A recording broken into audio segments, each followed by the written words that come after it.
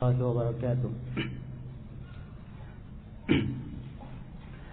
إن الحمد لله نحمده ونستعينه ونستغفره ونعوذ بالله من شرور أنفسنا وسيئات أعمالنا.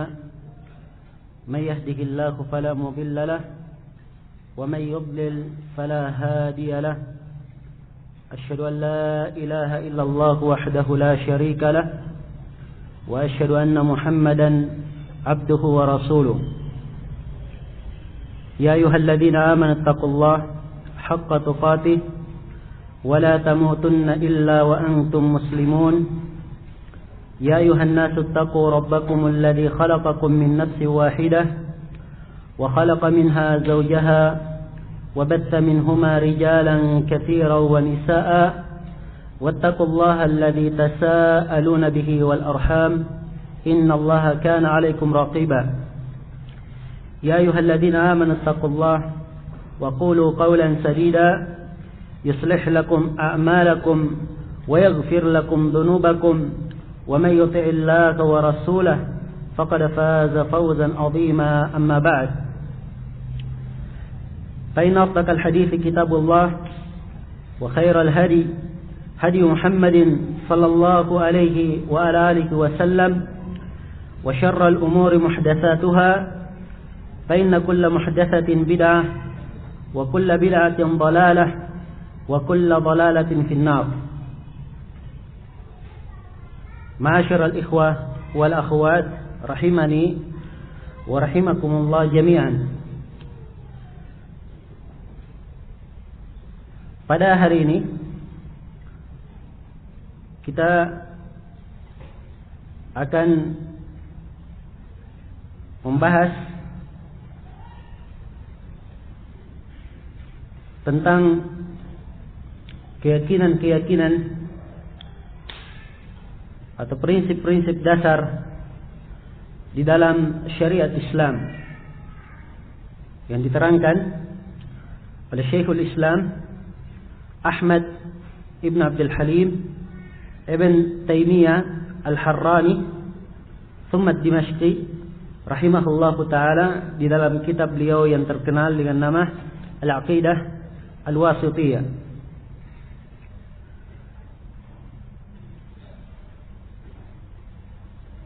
Pembahasan kita menjelaskan kitab ini termasuk hal yang penting dan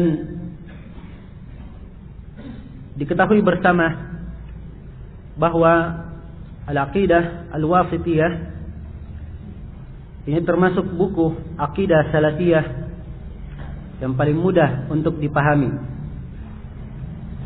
dan sangat jelas dalam ibaratnya dan qaqah di dalam pendalilannya, ringkas kalimat-kalimatnya sehingga ia diterima di kalangan manusia, para penuntut ilmu dan terus menerus para ulama setelah beliau mensyarah dan menjelaskannya.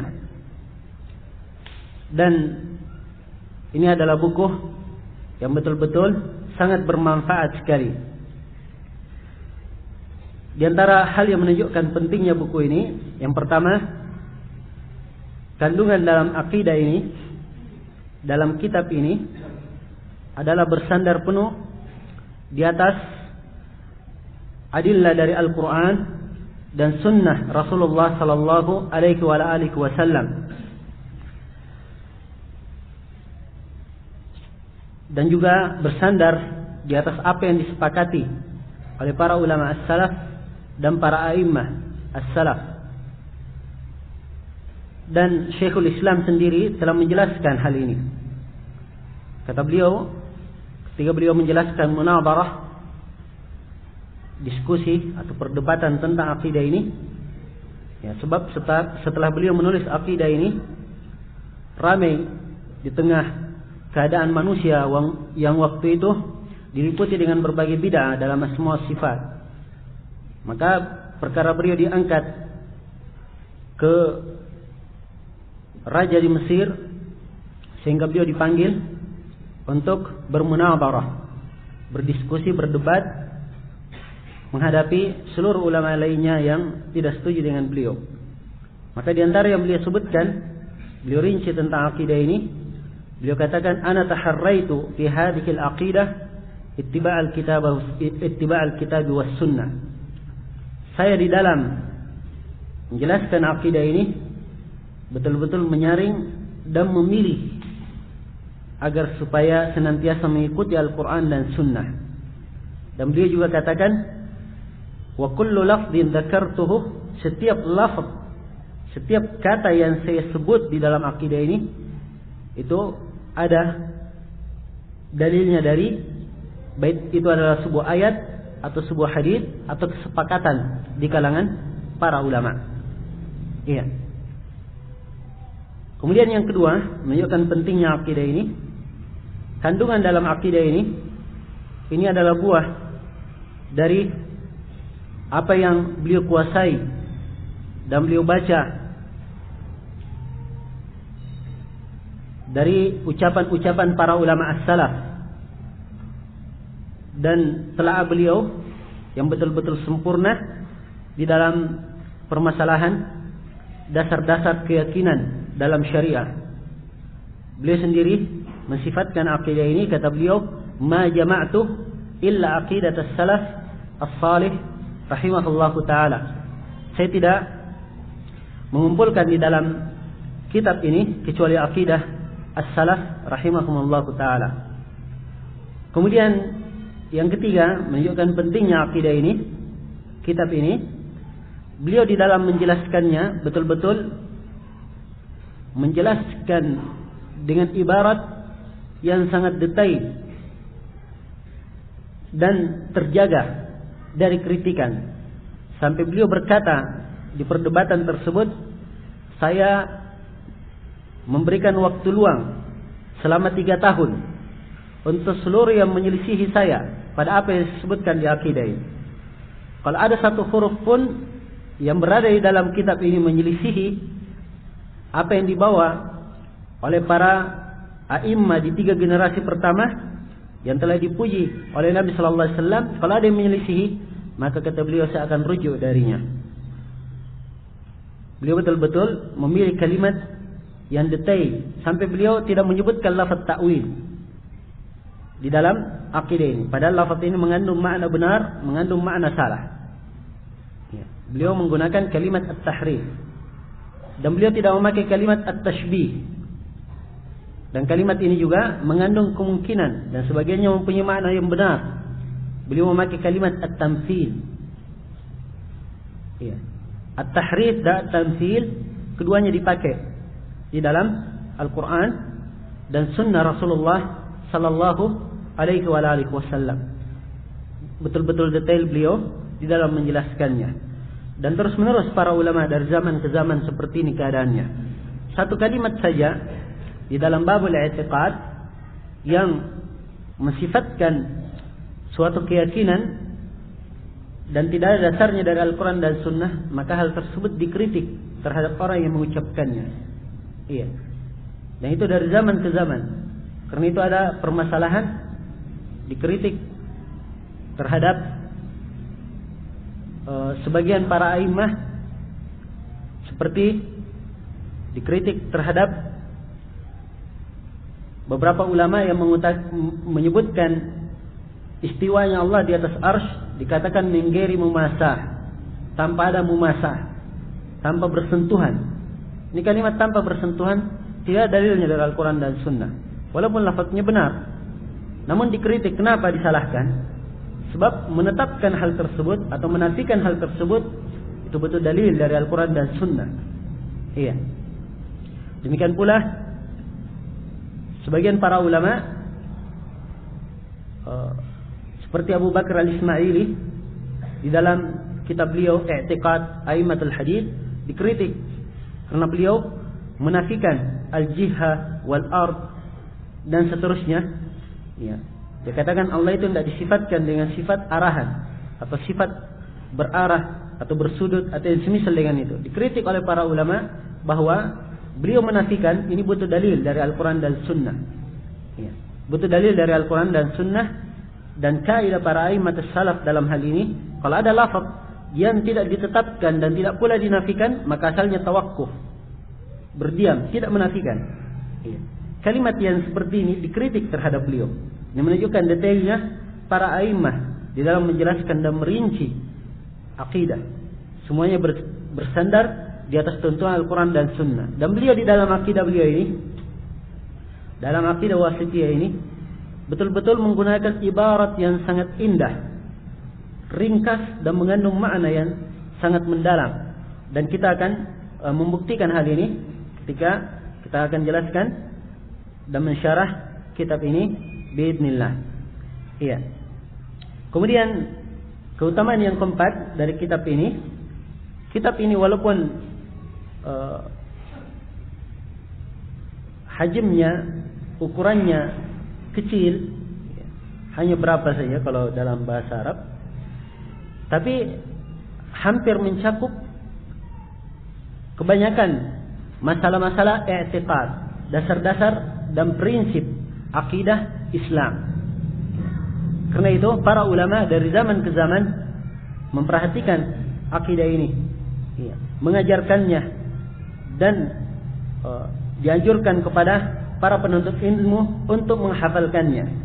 Dan akidah ini telah dipuji oleh banyak para a'immah as-salaf rahimahumullah. Imam Az-Zahabi beliau berkata, mensifatkan tentang akidah wasitiyah ini, kata beliau, waqa'al ittifaq ala anna hadha mu'taqadun salafiyyun jayyid. Telah terjadi kesepakatan bahwa kitab ini adalah berisi keyakinan salafi yang sangat baik. Sepakat, kata beliau.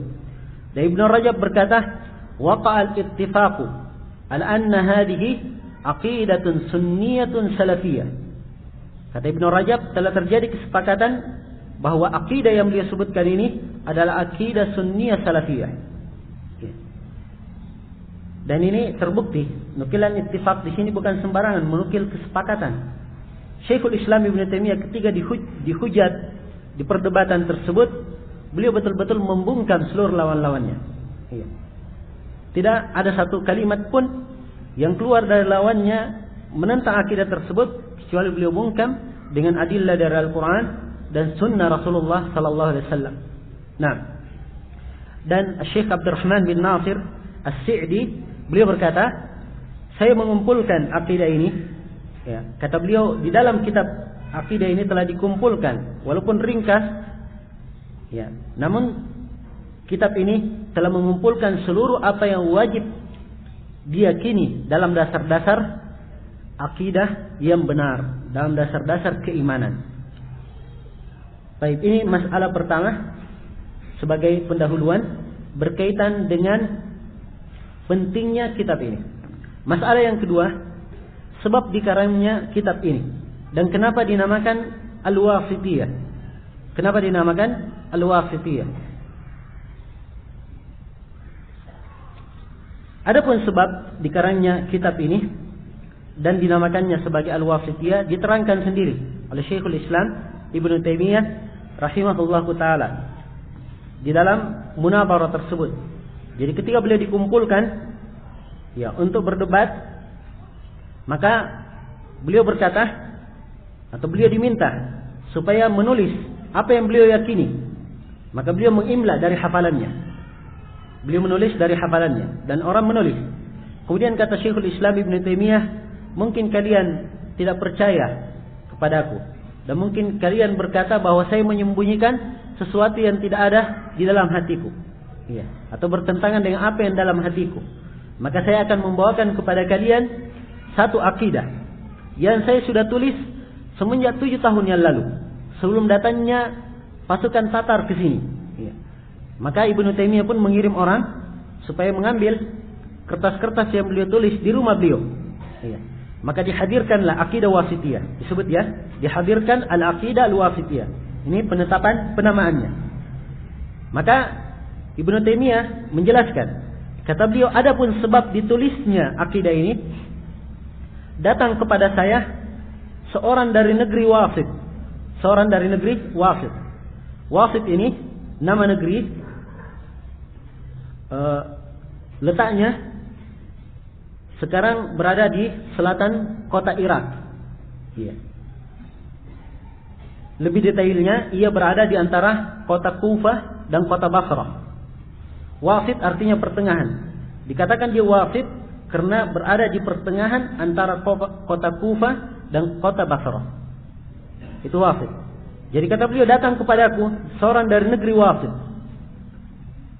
Nah, dan orang tersebut adalah qadhi, hakim di sebagian sudut di negeri itu. Dan dia adalah seorang syekh yang disebut dengan nama Rabiuddin Al-Wasiti. Itu namanya Rabiuddin Al-Wasiti, pengikut mazhab Syafi'iyah. Ia datang haji dan beliau dari ahlul khair dan punya pemahaman agama. Ia mengeluhkan apa yang terjadi pada manusia di sana dan bagaimana Tatar yang telah masuk ke negeri Irak, yang di negeri Syam belum masuk ke negeri Irak, dan merusak, betul-betul merusak, dan terjadilah banyak kejahilan dan kezaliman dan mulai hilang ilmu dan pengetahuan agama. Maka qadhi ini, hakim ini, meminta kepadaku supaya saya menuliskan untuknya suatu akidah yang menjadi sandaran baginya dan bagi keluarganya. Maka kata Ibnu Taimiyah, saya pun minta maaf kepadanya. Dan saya berkata kepada qadhi tersebut, sungguhnya yang menulis di dalam masalah akidah itu a'immah sudah terlalu banyak menulisnya. Ya. Jadi maksud beliau, ya, cukup mengambil dari para a'immah saja. Namun qadhi ini mendesak Ibnu Taimiyah supaya menulisnya. Ya, katanya, saya tidak suka kecuali akidah yang kamu tulis. Maka kata Ibnu Taimiyah, saya pun menulis akidah ini dan saya duduk setelah asar. Iya. Beliau duduk setelah salat asar sampai apa? Sampai maghrib selesai. Ini akidah Wasitiyah yang menggemparkan negeri tersebut. Beliau hanya tulis antara asar dan maghrib. Beliau tulis dari hafalannya. Sama dengan akidah Al-Hamawiyah Al-Kubra. Beliau tulis antara zuhur dan asar. Iya. Dua akidah ini betul-betul menggemparkan manusia di zaman itu, di berbagai negeri. Sebab setelah Ibnu Taimiyah menulisnya, orang-orang banyak menyalin dari akidah tersebut, memperbanyaknya, kemudian setelah itu menyebarkannya di berbagai negeri. Ya. Akhirnya ribut. Yang di zaman itu Daulah Al-Asy'ariyah atau pemahaman Asy'ariyah merata di tengah kaum muslimin. Nah, jadi ini sebab ditulisnya akidah ini. Ini sebabnya kenapa ditulis. Ada orang dari ahli Wasit, dari negeri Wasit yang menulisnya. Nah, karena yang menulisnya atau orang yang memintanya dari negeri Wasit, ya, ada yang meminta kepada beliau dari negeri Wasit, maka karena itulah dikatakan akidah ini adalah al-aqidah al-Wasitiyah. Sebab yang memintanya dari mana? Dari negeri Wasit. Demikian pula al-aqidah al-Hamawiyah. Sebab yang memintanya adalah sebagian orang dari kota Huma, dari negeri Huma. Nah, iya. Namun di sisi lain, sebagian para ulama mengatakan bahwa al-Wasitiyah itu dikatakan ia akidah Wasitiyah sebab pertengahan antara hak dan batil. Ia pertengahan antara al-haq dan batil. Dan Ibnu Taimiyah sendiri telah berucap di dalam akidah ini. Kata beliau, balhum, yaitu ahli sunnah wal jamaah, balhum wasatun fi firaqil ummah kama anna al-ummata hiya al-wasatu fil umam. Ya. Kata beliau, bahkan ahli sunnah wal jamaah itu mereka pertengahan di tengah firqah-firqah umat, di tengah kelompok-kelompok umat. Sebagaimana umat Islam ini pertengahan di antara umat-umat lainnya. Ya. Kemudian beliau rinci bagaimana pertengahannya ahli sunnah di dalam banyak masalah. Ini beliau sebutkan. Karena itu dinamakan akidah ini akidah Wasitiyah dan juga dikatakan Wasatiyah sebab ia mengandung penjelasan tentang akidah yang pertengahan. Penjelasan tentang akidah yang pertengahan. Iya. Kemudian yang ketiga di sini sebagai pendahuluan, sebagaimana yang saya jelaskan tadi, telah terjadi perdebatan, munadharah berkaitan dengan akidah wasithiyah ini. Dan sebenarnya di dalam munadharah ini ada penjelasan tambahan ya, yang disebut dari Ibnu Taimiyah rahimahullahu taala ketika beliau berada di munadharah, beliau berkata kepada seluruh orang yang hadir di depannya ya, ketika beliau diminta oleh para ahli fikih dan para hakim, para qadhi yang sudah berkumpul di situ di negeri Mesir, beliau diminta supaya menulis ya, akidahnya dan bertanya tentang akidahnya. Maka Ibnu Taimiyah berkata kalimat yang sangat indah yang sering diucapkan oleh para ulama. Kata Ibnu Taimiyah, "Amma al-i'tiqad fala yu'khadu anni wala amman huwa akbaru minni, bal yu'khadu anillahi wa rasulihi wa ma ajma'a alaihi salaful ummah. Fama kana fil Qur'ani wajaba i'tiqaduhu wa kadzalika ma thabata bil ahadits as-sahihah mithli sahih al-Bukhari wa Muslim." Kata beliau, adapun keyakinan akidah itu, akidah tidaklah diambil dari saya, kata Ibnu Taimiyah, dan tidak pula diambil dari orang yang lebih besar dari saya. Namun akidah itu diambil dari Allah dan Rasulnya, dan apa yang disepakati oleh para a'immah as-salaf. Sebagaimana, maka apa yang terdapat dalam Al-Quran itu yang wajib diyakini, dan apa yang terdapat dalam hadis Rasulullah SAW, maka itulah yang wajib diterima, seperti di dalam Sahih Al-Bukhari dan Sahih Muslim. Dan beliau menceritakan tentang apa yang terjadi dalam munadharah tersebut ya, di banyak tempat di dalam Al-Fatawa di jilid 3. Beliau menyebutkan ya, bagaimana diskusi yang terjadi dalam beberapa hari, yang kemudian Ibnu Taimiyah ya, setiap ada orang yang menyelisih beliau ya, dan beliau sebutkan bahwa banyak orang yang berdusta ya, tentang perkara beliau. Dan Ibnu Taimiyah berkata, siapa yang mempertentangkan saya dengan ulama madhab, maka datangkan orang tersebut. Sungguh saya lebih tahu daripada dia dan lebih mengerti madhabnya, kata Ibnu Taimiyah. Sebab beliau lancang dan berani berbicara seperti ini. Kenapa? Ya, bukan sekedar omong kosong, sebab ini diakui. Ya. Beliau kalau duduk mengajar, orang-orang dari seluruh madhab datang. Orang madhab Syafi'iyah akan berkomentar tentang Ibnu Taimiyah bahwa ini adalah orang yang paling faqih memahami madhab Syafi'i. Orang dari madhab Maliki berkata orang ini adalah orang yang paling paham madhab Maliki. Demikian pula yang lainnya. Duduk kepada beliau ahli tafsir, maka ahli tafsir berkata, saya tidak pernah melihat mufassir seperti ini. Ya. Ahli hadis datang kepadanya akan mengakui siapa Ibnu Taimiyah. Ahli bahasa pun duduk di depan Ibnu Taimiyah, mereka akan mengakui siapa Ibnu Taimiyah. Sampai pernah ada yang berhujjah dari seorang ahli bahasa di depan Ibnu Taimiyah, dan dia berkata, Sibawai berkata dalam kitab begini. Kata Ibnu Taimiyah, Sibawai itu bukanlah seorang rasul yang diambil seluruh ucapannya. Dia juga manusia, ada kesalahannya. Dan kamu tidak paham tentang Sibawai, dan saya lebih mengerti dari kamu tentang Sibawai. Di dalam kitab Sibawai ada 80 kesalahan, kamu tidak mengerti kesalahan tersebut. Ya. Ibnu Taimiyah rahimahullahu taala di dalam setiap bidang ilmu beliau memahaminya. Sampai mazhab ahlul bidah semua beliau pelajari.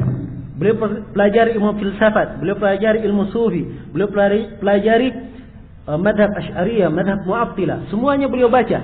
Sampai orang-orang yang dari mazhab itu sendiri mengatakan Ibnu Taimiyah lebih menguasai mazhab kami daripada kami. Ya. Ibnu Taimiyah membacanya kemudian membantah secara terperinci dan tertulis di dalam sejarah filsafat bahwa filsafat tidak pernah menghadapi atau tidak pernah mengalami kekalahan seperti kekalahan mereka di zaman Ibnu Taimiyah. Ya. Betul-betul dihinakan ya di masa Ibnu Taimiyah rahimahullahu taala. Beliau merinci ya, segala sesuatu yang berkaitan dengan masalah ilmu kalam. Orang-orang ilmu kalam membahas suatu permasalahan berkaitan dengan masalah sifat. Maka Ibnu Taimiyah mentakrir hal tersebut dari sisi akal, dari puluhan sisi. Ya. Membantahnya dari puluhan sisi. Satu masalah kadang beliau membantahnya dari 80 sisi. Dari 80 sisi. Maka orang-orang heran melihat bagaimana luasnya pengetahuan beliau dan detailnya beliau di dalam merinci permasalahan. Dan detailnya beliau di dalam membantah orang-orang yang salah di dalam suatu madhab. Dan beliau rahimahullah taala telah diberikan oleh Allah Subhanahu wa taala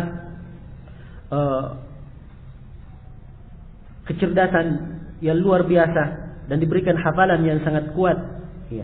Dan juga adalah orang yang sangat bertakwa, penuh dengan zuhud dan wara, ya. Sampai Ibnu Al-Qayyim berkata, saya tidak pernah melihat orang seperti Ibnu Taimiyah, paling indah kehidupannya dan paling bahagia. Padahal kehidupan sehariannya ia adalah termasuk orang yang fakir, tidak memiliki sesuatu apapun. Dan beliau terbukti sebagai orang yang sangat dermawan sekali. Dan dermawannya bukan dibuat-buat, ya. Memang tabiat beliau rahimahullahu taala. Sampai suatu hari beliau sedang duduk, ada orang yang datang dan memohon kepada beliau minta sesuatu, ya. Maka beliau melepaskan imamahnya. Kemudian imamahnya dibelah dua, diberikan untuk orang tersebut sebagiannya, ya. Dan beliau memakai sebagian yang lain. Nah, dan beliau rahimahullahu taala diakui oleh lawan dan kawan. Diakui oleh lawan dan kawannya. Sampai Imam Adz-Dzahabi rahimahullahu taala memberikan biografi yang luas tentang Ibnu Taimiyah. Dan Imam Adz-Dzahabi termasuk ulama pertengahan tentang Ibnu Taimiyah. Maka beliau menulis setelah menyebutkan biografi, kata Imam Adz-Dzahabi, saya ketika menulis ini dan setelah saya menulisnya, apabila yang membacanya dari orang yang cinta kepada Ibnu Taimiyah, maka saya akan dikatakan saya kurang di dalam mensifatkan Ibnu Taimiyah. Dan kalau yang membacanya dari musuh Ibnu Taimiyah, maka saya akan dikatakan berlebihan di dalam mensifatkan Ibnu Taimiyah. Padahal beliau menyebutkan apa adanya tentang Ibnu Taimiyah rahimahullahu taala. Ala kulli hal, ya, sosok beliau dan keluasan ilmu beliau yang dikatakan kalau beliau berbicara seakan-akan dalil dari Al-Quran dan Sunnah berada di depan mata beliau seluruhnya. Beliau mengambil yang mana beliau sukai dan meninggalkan apa yang beliau tidak perlukan untuk saat itu. Nah, kemudian pendahuluan yang keempat di sini global tentang isi dari kitab. Ya. Kitab ini secara global akan mentakrir Ibnu Taimiyah menjelaskan tentang usul dasar-dasar keimanan yang 6 atau 6 rukun iman. Nah, yang kalau lebih dirinci, Ibnu Taimiyah menyebutkan prinsip ahli sunnah di dalam asma wa sifat. Ibnu Taimiyah juga menyebutkan tentang prinsip ahli sunnah dalam masalah keimanan. Ya. Kemudian di dalam masalah perselisihan seputar keimanan tersebut, dalam penamaan keimanan, hukum-hukumnya dan bagaimana kaitan antara ancaman Allah terhadap pelaku dosa besar, ya, berkaitan dengan pengaruh keimanan itu sendiri. Kemudian beliau terangkan juga prinsip ahli sunnah berkaitan dengan masalah takdir, ya, prinsip-prinsip yang berkaitan dengan hari akhirat dan apa-apa yang terjadi pada hari akhirat tersebut, ya, dari hisab, syafaat, adanya timbangan sorga dan neraka, ya, telaga dan seterusnya pada hari itu. Kemudian beliau sebutkan juga tentang karamah aulia, ya, karamah keajaiban-keajaiban para wali, ya. Dan beliau terangkan juga tentang sikap ahli sunnah terhadap penguasa. Dan beliau terangkan tentang sikap ahli sunnah terhadap para sahabat Rasulullah sallallahu alaihi wasallam. Dan beliau sebutkan tentang masadir at-talaqqi, dan beliau sebutkan tentang beberapa masalah yang berkaitan dengan akhlak, suluk, amar ma'ruf, nahi mungkar. Dan beliau sebutkan tentang masalah jihad dan simbol-simbol agama yang zahir. Dan Ibnu Taimiyah menutup risalah beliau dengan menyebutkan tabaqat dan pembagian-pembagian atau tingkatan-tingkatan ahli sunnah. Nah, memang Ibnu Taimiyah tidak menyebutkan seluruh permasalahan i'tiqad, tetapi hampir seluruh yang beliau sebutkan, ya, di dalam risalah ini atau di dalam kitab beliau ini, Al-Aqidah Al-Wasithiyah, ini adalah suatu hal yang telah mencukupi bagi orang yang ingin berada di atas akidah yang benar, ingin berada di atas akidah yang benar. Nah, kita akan mulai membaca kitab ini, dan saya di dalam mensyarahnya bersandar di atas rujukan yang sangat banyak, hampir sekitar 10 syarah khusus untuk syarah Aqidah Wasithiyah ini menjadi rujukan dalam pembahasan, di samping pembahasan buku-buku akidah atau pembahasan-pembahasan akidah yang tersebar dalam banyak buku lainnya. Jadi metode syarah, saya berpikir untuk memilih syarah ini antara pertengahan dan meluas.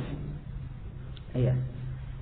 Tidak memilih pertengahan, tidak pula ringkas, sebab pembahasan tentang prinsip-prinsip dasar akidah di tempat ini telah berulang beberapa kali, dan ini adalah kali yang berikutnya. Karena itu sepantasnya kalau kita letakkan antara pertengahan dan meluas. Maka mungkin pembahasan kita akan memakan waktu yang agak lama. Ya, 2 hari tentunya tidak cukup. 2 hari setelahnya lagi mungkin tidak cukup. Ya. Dan kita berharap mudah-mudahan Allah Subhanahu wa taala menjadikan kita semua sebagai orang-orang yang mendengarkan yang baik dan mengambil yang terbaik, dan menjadikan kita semua sebagai orang-orang yang semangat mengambil manfaat untuk dirinya sendiri, dan bukan termasuk orang-orang yang letih ataupun lesu di dalam mempelajari prinsip-prinsip akidah yang merupakan tonggak utama di dalam memperbaiki kehidupannya di dunia dan di akhirat. Nah, kata Syekhul Islam Ibn Taimiyah rahimahullahu ta'ala, Bismillahirrahmanirrahim, Alhamdulillahilladzi arsala rasulahu bil huda wa dinil haqq liyudhhirahu 'ala ad-dini kullih wa kafaa billahi shahida. Wa asyhadu an la ilaha illallah wahdahu la syarika lah iqraran bihi wa tauhida.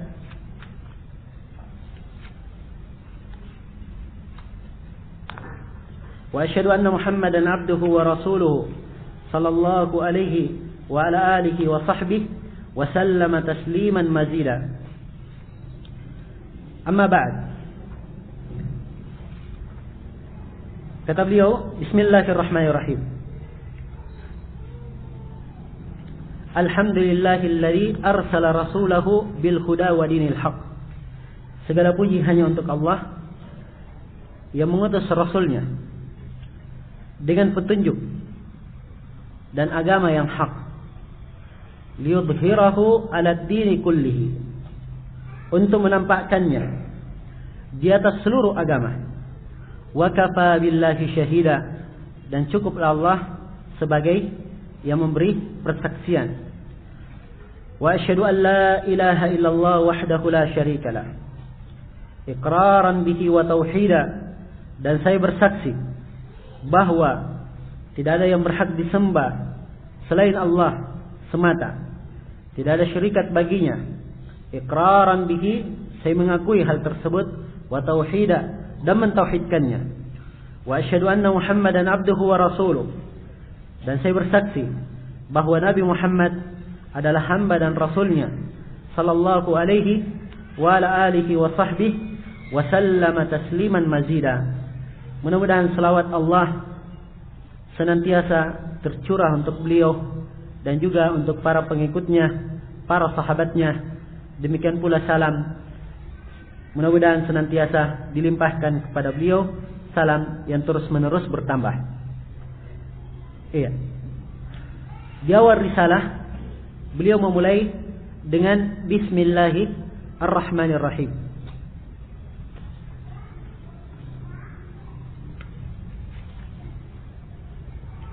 Di dalam membahas tentang Bismillahirrahmanirrahim ada beberapa masalah yang butuh diuraikan. Yang pertama, beliau memulai risalah ini dengan Bismillahirrahmanirrahim. Hal ini beliau mencontoh Al-Quranul Karim dan mencontoh sunnah Rasulullah sallallahu alaihi wa alihi wasallam. Dan ini yang dilakukan oleh para ulama as-salaf dari dahulu maupun sekarang. Nah, mencontoh Al-Quran, sebab di setiap surah dari Al-Quran dibuka dengan Bismillahirrahmanirrahim, kecuali surah At-Taubah. Dan Rasulullah SAW juga menunjukkan hal tersebut di dalam sunnahnya. Ketika beliau mengirim surat ke Herakl, Raja Romawi waktu itu, beliau mengirim surat, beliau mulai Bismillahirrahmanirrahim, dari Muhammad bin Abdullah kepada Herakl, Raja Rom, Raja Romawi.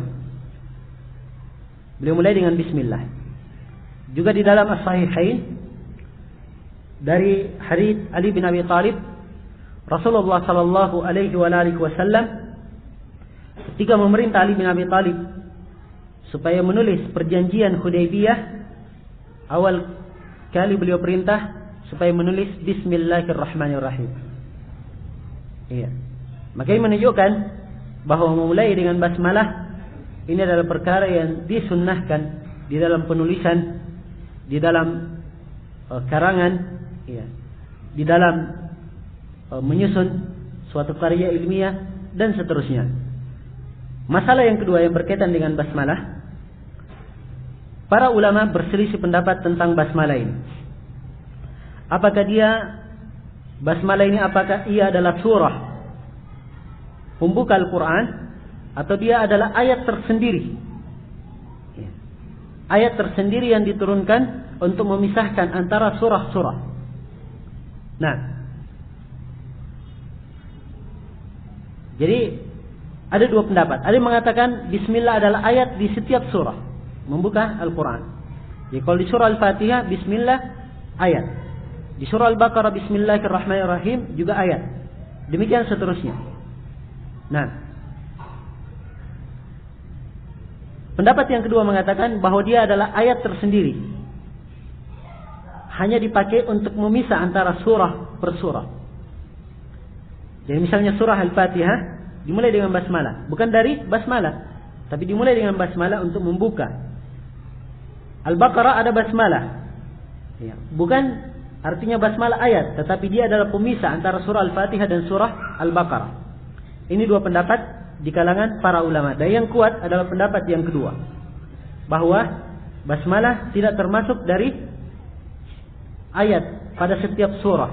Dia hanyalah sekedar ayat pembuka memisahkan antara setiap surah. Ini pendapat yang paling kuat dalam masalah ini. Dalilnya adalah hadits Abu Hurairah yang diriwayatkan oleh Imam Al-Bukhari dan Imam Muslim.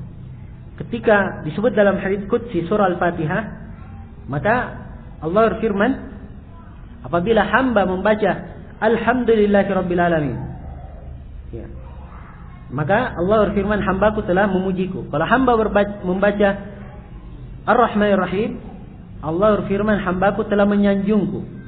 Kalau si hamba berkata Maliki Yaumiddin, maka Allah berfirman, hambaku telah mengagungkanku.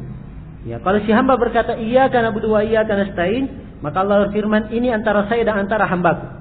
Berarti 3 ayat sebelumnya, mulai dari Alhamdulillah, Iyyaka na'budu wa iyyaka nasta'in, ini pertengahannya. Berarti setelahnya 3 ayat, 7 ayat surah Al-Fatihah. Berarti Bismillah tidak termasuk dari Al-Fatihah, sebab tidak disebut dalam hadis. Ini dalilnya.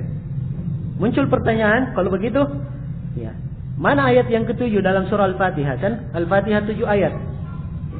Para ulama menyebutkan, ya, jadi pertengahannya Iyyaka na'budu wa iyyaka nasta'in, yang keempat. Yang kelima ihdinas siratal mustaqim. Yang keenam siratal ladzina an'amta 'alaihim. Itu yang keenamnya di situ. Yang ketujuh siratal ladzina an'amta 'alaihim ghairil maghdubi 'alaihim waladdallin. Itu yang ketujuh. Jelas ini? Nah, maka ini yang kuat di dalam permasalahan. Iya. Tapi perlu kita ingat bahwa para ulama di dalam masalah ini sepakat pada 2 perkara. Yang pertama, ulama sepakat bahwa Bismillahirrahmanirrahim tidak termasuk dari surah pada surah At-Taubah. Itu sepakat. Karena itu di dalam penulisan mushaf, ketika antum membuka surah At-Taubah surah 9, tidak akan ditemukan basmalah di awalnya, langsung dimulai. Bara'atum minallahi wa rasulih. Ya, setelah akhir dari surah At-Taubah, ya, kemudian langsung setelah itu disambung bara'ah, tidak ada basmalah. Ini sepakat para ulama, tidak ada basmalah di situ. Kemudian para ulama sepakat bahwa basmalah termasuk dari surah itu pada surah An-Naml.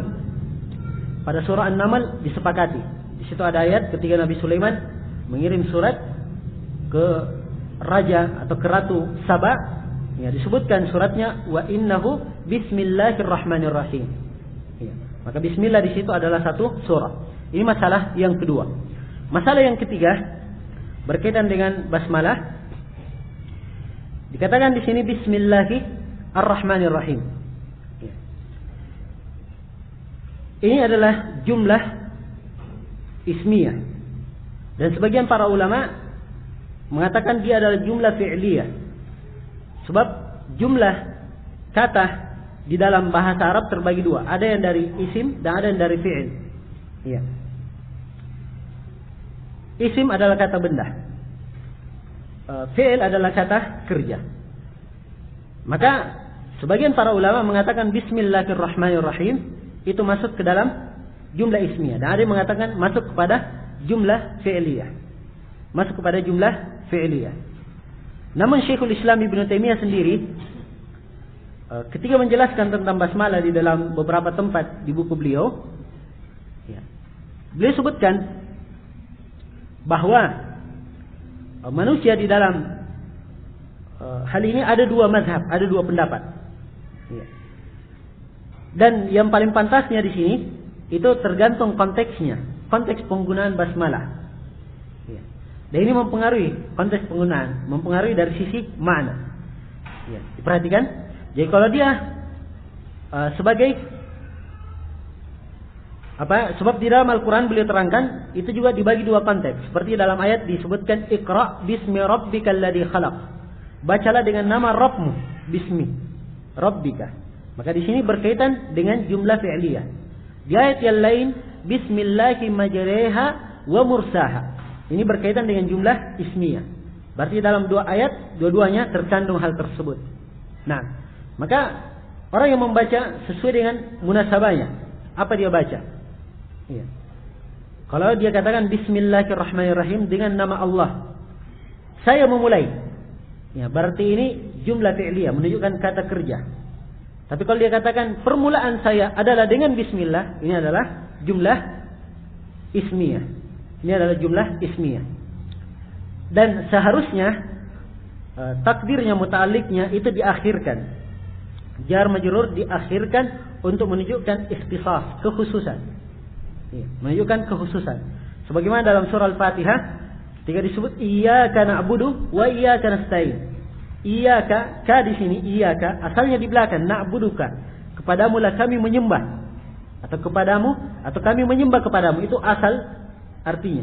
Begitu kalimat kamu dikedepankan, maka ini menunjukkan makna kekhususan. Karena itu ketika diterjemah juga diterjemah dikatakan dan hanya kepadamu kami menyembah. Ya. Kalau misalnya saya katakan kepada seorang saya memuliakanmu, ini memuliakan, bagus. Tapi kalau saya berkata kepadamu hanya kepadamu saya muliakan, ini menunjukkan makna kekhususan untuk dirinya. Ya. Maka dikhususkan hal ini, dimundurkan. Ya. Ini menunjukkan makna kekhususan. Jadi ketika seorang membaca, saya membaca dengan nama Allah. Artinya ketika saya membacanya, saya mempelajarinya, ya, saya berusaha memahami kitab ini. Benar-benar saya bersandar, ya, dengan nama Allah Subhanahu Wa Taala yang Maha Pengasih lagi Maha Penyayang. Nah,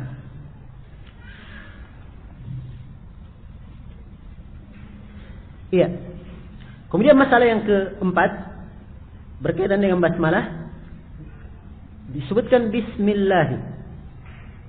Ya, disebutkan lafzul jalalah, lafaz kemuliaan, yaitu nama Allah.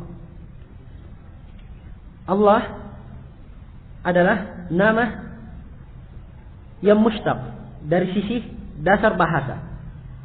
Ya. Sebab dalam bahasa Arab itu kalimat ada dua.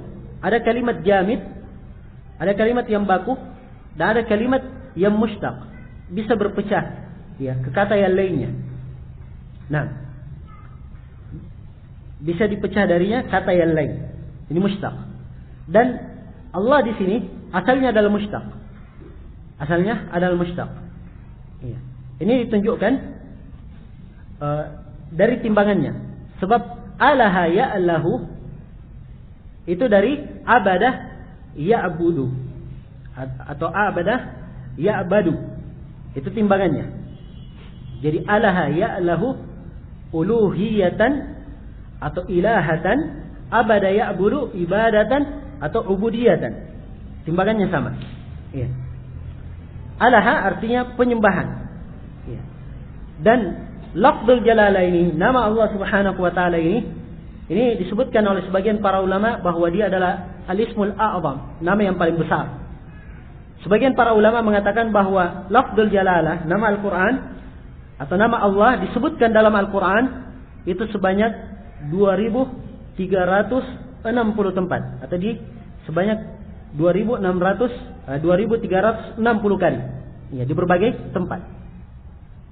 Nah, dan nama ini adalah nama yang mengandung ya, berbagai jenis keagungan dan kebesaran Allah Subhanahu wa taala. Hampir setiap nama dari nama Allah Subhanahu wa taala itu terpecah dari lafaz jalalah Allah. Ya, lafaz Allah. Nah, maka lafaz Allah adalah lafaz yang paling sempurna dan lafaz yang paling mulia. Ya. Kemudian masalah yang keempat berkaitan dengan Ar-Rahmanir Rahim. Ar-Rahman, Ar-Rahim. Ini dua nama dari nama Allah Subhanahu wa taala. Dua nama dari nama Allah Subhanahu wa taala. Iya. Dua nama Allah. Allah disebutkan dengan nama Ar-Rahman, yang Maha Pengasih. Ar-Rahim, yang Maha Penyayang. Ya, begitu diterjemahkan oleh para penerjemah. Ya. Ini dua nama terkandung di dalamnya sifat rahmat. Allah merahmati. Yaitu rahmat sesuai dengan kemuliaan dan kebesaran Allah Subhanahu wa taala. Ar-Rahman dan Ar-Rahim dari sisi asal itu kembali kepada asal yang sama dari kalimat rahmah. Jadi asalnya Ar-Rahman itu rahmat, Ar-Rahim juga rahmat. Ya. Dan kalau diterjemah dalam bahasa Indonesia Maha Pengasih lagi Maha Penyayang, ini dua-duanya mempunyai makna yang sama. Mempunyai makna yang sama. Apa bedanya antara Ar-Rahman dan Ar-Rahim? Ya. Apa bedanya antara Ar-Rahman dan Ar-Rahim? Ibnu Al-Qayyim rahimahullahu taala menyebutkan bahwa perbedaan antara Ar-Rahman dan Ar-Rahim, Ar-Rahman itu adalah sifat yang berkaitan dengan zat Allah Subhanahu wa taala, yaitu Allah Maha merahmati makhluk. Ya. Maha merahmati makhluk. Karena itu adalah sifat berkaitan dengan sifat dzati Allah Subhanahu wa taala, maka rahmatnya mencakup seluruh makhluk. Nah, adapun Ar-Rahim ini ta'alluqnya berkaitan dengan yang dirahmati. Berkaitan dengan yang dirahmati. Yaitu khusus rahmat ini untuk orang yang beriman. Karena itu ketika menyebutkan rahmat untuk orang beriman tidak pernah disebut dengan lafaz Ar-Rahman. Hanya memakai lafaz Ar-Rahim. Dalam ayat dikatakan wa kana bil mu'minina rahima. Dan Allah terhadap kaum mukmin Maha merahmati. Pakai Rahim, tidak memakai Ar-Rahman. Tidak memakai Ar-Rahman. Dan uraian Ibnu Qayyim ini termasuk uraian yang paling baik, yang paling bagus di dalam menjelaskan antara perbedaan Ar-Rahman dan Ar-Rahim. Iya.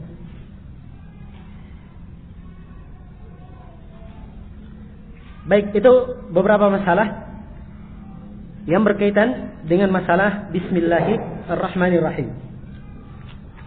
Kemudian Syekhul Islam Ibnu Taimiyah berkata, Alhamdulillahilladzi arsala rasulahu bil huda wa dinil haqq liyudhhirahu 'ala ad-din kulli wa kafa billahi shahida. segala puji hanya untuk Allah yang mengutus Rasulnya dengan membawa huda, membawa petunjuk, wa dinil haq, dan agama yang benar, liyudhhirahu 'ala ad-dini kulli, agar menampakkannya di atas seluruh agama. Wa kafa billahi syahida, dan cukuplah Allah sebagai yang memberi persaksian. Iya. Sini Syekhul Islam Ibn Taimiyah menyampaikan khutbah beliau. Beliau ambil iktibas, beliau kutip kalimat ini dari Al-Quranul Karim. Berada di ayat kedua dari belakang, di surah Al-Fatih. Dikatakan, huwallazi arsala rasulahu bil huda wa dinil haq liyudhhirahu 'ala ad-dini kulli. Dialah Allah yang mengutus Rasulnya dengan petunjuk dan agama yang benar untuk menampakkannya di atas seluruh agama. Ya. Wa kafa billahi syahida. Jadi ambil dari ayat Al-Quran. Dan ini namanya uslub tariqah al-iktibas. Ya. Mengutip dari Al-Quran maupun hadis. Jadi ada kutipan kata dari Al-Quran maupun hadis dirangkai sedemikian rupa seakan-akan dirangkai sedemikian rupa di dalam karangannya, ya, dalam karyanya. Nah,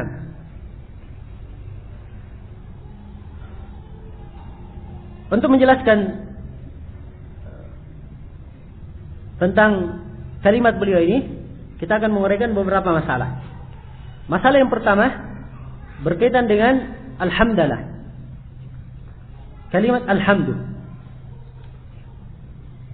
Syekhul Islam Ibn Taimiyah menyebutkan bahwa alhamd, pujian itu adalah pembuka setiap perkara yang punya kedudukan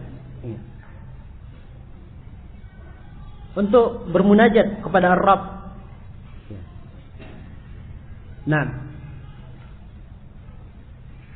jadi beliau sebutkan ia adalah sebagai pembuka, dan dibukanya dengan alhamdulillah ini diterangkan di dalam banyak riwayat. Rasulullah sallallahu alaihi wasallam membuka pembicaranya dengan memuji Allah Subhanahu wa taala dan menyanjungnya. Ya. Maka ini yang dicontoh oleh beliau rahimahullahu taala di sini. Ya. Dikatakan di sini alhamdulillah, segala puji hanya untuk Allah. Alif lam di situ, alif lam, kata para ulama ahli bahasa, itu adalah alif lam lil istighraq al-jinsi. Alif lam menunjukkan istighraq, makna keseluruhan, ya, mencakup seluruh jenis.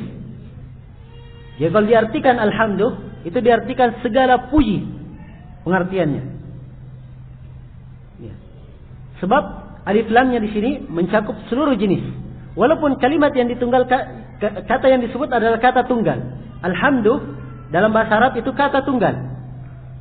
Tapi begitu alif lamnya, alif lam istighraq, maka mengartikannya tidak diartikan satu pujian, tidak, tapi diartikan segala pujian. Sama dengan ayat wa khuliqal insanu dha'ifa. Dan insan diciptakan dalam keadaan lemah. Di situ disebut al-insan. Insan satu insan kalau diterjemah biasa. Sebab dia kata tunggal, satu manusia. Tapi dia pakai alif lam istighraq jinsiyah, maka mengartikannya dan seluruh jenis manusia itu diciptakan dalam keadaan lemah. Seluruh jenis manusia. Demikian pula waja'a rabbuka wal malaku saffan saffa. Dan datang Rabbmu dan al-malaku, al-malak. Malak satu malaikat. Tapi begitu pakai alif lam lil istighraq, mengartikannya tidak seperti itu. Dan datang Rabbmu dan seluruh jenis malaikat. Bersaf-saf. Karena itu dikatakan bersaf-saf. Ini keindahan memahami uslub bahasa Arab. Ya. Jadi ketika disebut kalimat alhamdulillah, ya kan indah maknanya, yaitu segala puji hanya untuk Allah Subhanahu wa taala. Segala jenis pujian itu untuk Allah Subhanahu wa taala. Alhamdulillah itu adalah pengabaran tentang kebaikan-kebaikan yang dipuji. pengabaran tersebut disertai dengan kecintaan kepadanya.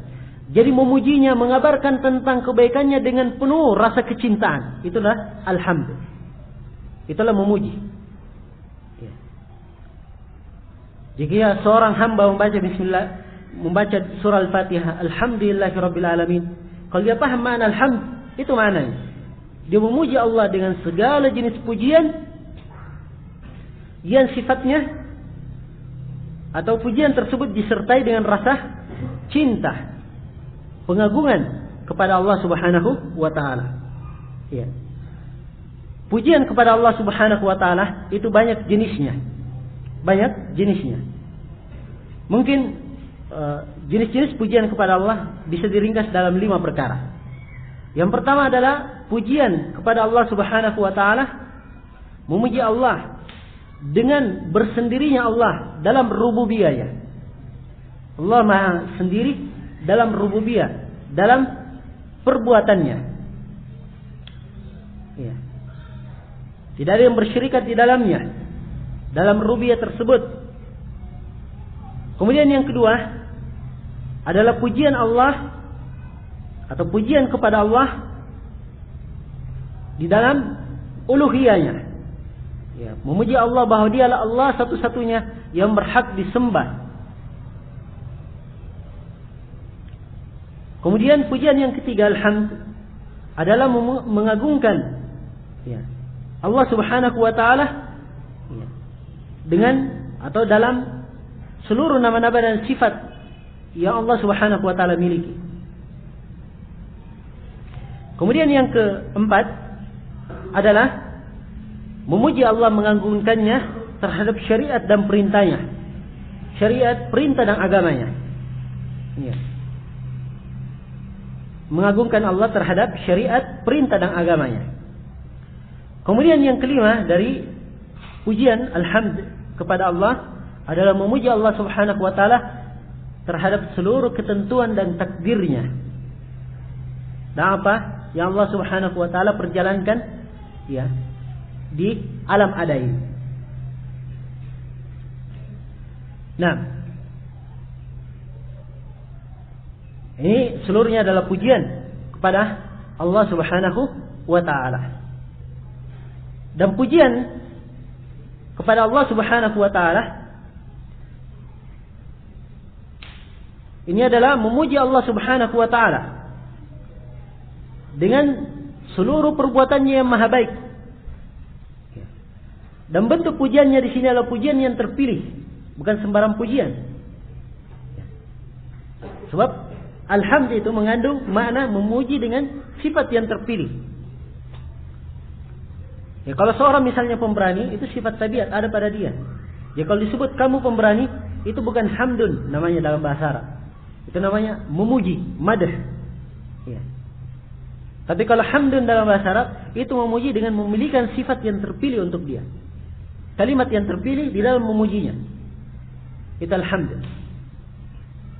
Nah, jadi seluruh perbuatan Allah Subhanahu wa taala ketika dipuji itu memuji perbuatannya yang maha baik. Nah, karena itu Ibnu Taimiyah di sini, karena itu dalam konteks ayat setelah menyebutkan alhamdulillah digandengkan dengan satu perbuatan Allah yang sangat baik. Apa itu? Alladzi arsala rasulahu, yaitu dengan diutusnya rasulnya. Ya. Diutusnya rasul, ini termasuk perbuatan Allah Subhanahu wa taala yang setiap makhluk hendaknya bersyukur dengan diutusnya Rasul sallallahu alaihi wasallam ya, membawa petunjuk dan agama yang benar. Baik, ini masalah yang pertama berkaitan dengan alhamd, maknanya dan artinya, bagian-bagiannya. Masalah yang kedua, perbedaan antara alhamdu dan asyukur. Perbedaan antara pujian dan syukur. Perbedaan antara hamd dan madah. Ya. Alhamd, pujian. Kalau di Indonesia kan banyak ya, pujian, sanjungan, ya, pengagungan. Ya, artikanlah apa yang sepantasnya diartikan dalam bahasa Indonesia. Sekarang saya terangkan hakikatnya dalam bahasa Arab. Ya. Kalau asyukur sudah bahasa Indonesia ya, syukur. Namun kita akan terangkan apa arti syukur. Ya, kalau al-madah itu juga kalau diartikan pujian. Al-madah. Cuma apa perbedaan antara alhamd dan syukur? Alhamd dan al-madah. Ini dua masalah kita uraikan. Alhamd itu memuji Allah dengan lisan. Memuji Allah dengan lisan terhadap segala perbuatannya yang maha baik dan terpilih. Apakah itu berupa nikmat maupun selain nikmat. Iya. Nah, nikmat maupun selain nikmat. Kalau syukur itu pujian juga kepada Allah. Bersyukur artinya memuji Allah. Tapi pujiannya itu pada suatu nikmat yang dia dapat, bukan pada yang lainnya. Berbeda dengan alhamd. Alhamd pada nikmat maupun selain nikmat. Ya. Nikmat maupun selain nikmat. Kita salat kepada Allah, memuji Allah. Itu hamd namanya, bukan syukur. Ya. Nah, kita mengagungkan Allah di waktu-waktu ibadah itu memujinya. Itu hamd, bukan syukur. Tapi kapan suatu nikmat dia dapat, kemudian dia memuji Allah, itu namanya bersyukur. Dipahami? Kemudian kaitannya, bersyukur itu kaitannya dengan hati, lisan dan anggota tubuh. Itu syukur. Adapun pujian alhamd itu kaitannya dengan lisan dan dalam hati. Adapun syukur, lisan, hati dan anggota tubuh yang mensyukurinya. Nah, jadi ini perbedaan antara alhamd dan asyukur. Ya. Baik. Sekarang perbedaan antara alhamd dan al-madah. Ibnu Qayyim dalam Bada'i' al-Fawaid beliau menyebutkan perbedaan ya, dalam hal ini. Kata beliau perbedaan antara alhamd dan al-madah. Dikatakan bahwa mengabarkan tentang suatu pujian itu terbagi dua. Mengabarkan pujian atau mengabarkan kebaikan itu terbagi dua. Ya. Ada mengabarkan kebaikan, sekedar mengabarkan, tidak dibarengi dengan rasa kecintaan. Tidak dibarengi dengan rasa kecintaan. Dan ada mengabarkan kebaikan dibarengi dengan rasa kecintaan. Kalau dia dibarengi rasa kecintaan, ini namanya apa? Apa tadi? Ini namanya alhamd. Jadi kalau memuji, menyanjung, memberikan, mensifatkannya dengan sifat kebaikan, disertai dengan rasa cinta kepadanya, mengagungkannya, memuliakannya, maka ini namanya hamd. Tapi kalau sekedar hanya memuji, menjelaskan, ya, hanya sekedar memuji saja, tidak disertai dengan rasa kecintaan, maka itu hanyalah sekedar al-madah saja, pujian saja. Sekedar pujian. Iya. Ini masalah yang kedua. Kemudian masalah yang ketiga, dikatakan oleh Ibnu Taimiyah, alladzi arsala rasulahu, yang mengutus rasulnya. Segala puji hanya untuk Allah yang mengutus rasulnya. Di sini beliau sebutkan bahwa Allah mengutus ar-rasul. Ya. Kita butuh menerangkan apa makna ar-rasul. Saya akan terangkan di sini beberapa bagian berkaitan dengan ar-rasul. Dan akan datang kelanjutan dari pembahasan seputar ar-rasul. Ya. Saya ingin menerangkan di sini perbedaan antara rasul, antara nabi dan rasul. Apa perbedaannya? Ini termasuk masalah yang kelihatannya butuh dijelaskan. Ya, dan juga saya akan terangkan syarat-syarat seorang nabi dan syarat-syarat seorang rasul. Nah, adapun ar-rasul ataupun an-nabi, adapun an-nabi, nabi dari sisi bahasa itu ada beberapa makna. Kebanyakan pakar bahasa mengatakan nabi itu artinya orang yang menyampaikan. Itu nabi. Dari kalimat an-naba, menyampaikan, mengabarkan. Jadi adalah penyampai syariat dari Allah.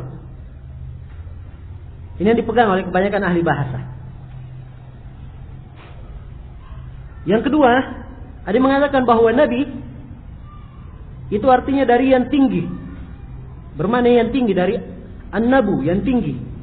Nah, kalau dari mana yang tinggi, berarti nabi itu adalah manusia yang ditinggikan di atas manusia yang lainnya. Ya, karena ia dipilih oleh Allah Subhanahu wa taala sebagai nabi. Kemudian yang ketiga, makna yang ketiga dari sisi bahasa, ada yang mengatakan nabi maknanya adalah jalan. Maknanya adalah jalan. Kenapa dinamakan nabi maknanya jalan? Ya, karena nabi itu adalah jalan menuju kepada hidayah. Ya, hidayah didapatkan dengan perantara nabi yang diutus oleh Allah Subhanahu wa taala. Ini tiga makna nabi dan semuanya makna yang benar dari sisi bahasa. Adapun secara istilah, nabi itu adalah seorang hamba yang dipilih oleh Allah Subhanahu wa taala dengan wahyu, dengan diwahyukan kepadanya, dan supaya ia beramal dengan wahyu itu. Ini saya kira definisi yang paling detail tentang definisi nabi. Iya. Ini disebut secara rinci oleh Syekh Muhammad Al-Imam di dalam pembahasan beliau, risalah khusus beliau karang, perbedaan antara nabi dan rasul. Iya. Beliau kumpulkan seluruh pendapat para ulama berkaitan dengan masalah. Ini beliau simpulkan di antara seluruh definisi, kesimpulannya ini. Iya. Seorang hamba yang dipilih oleh Allah dengan diwahyukan kepadanya dan supaya ia beramal dengannya. Kalimat beramal ini tentunya luas cakupannya, beramal. Kadang beramal menyampaikannya, kadang beramal melakukannya sendiri, kadang dia mendakwakannya, kadang dia berhukum dengannya. Ya.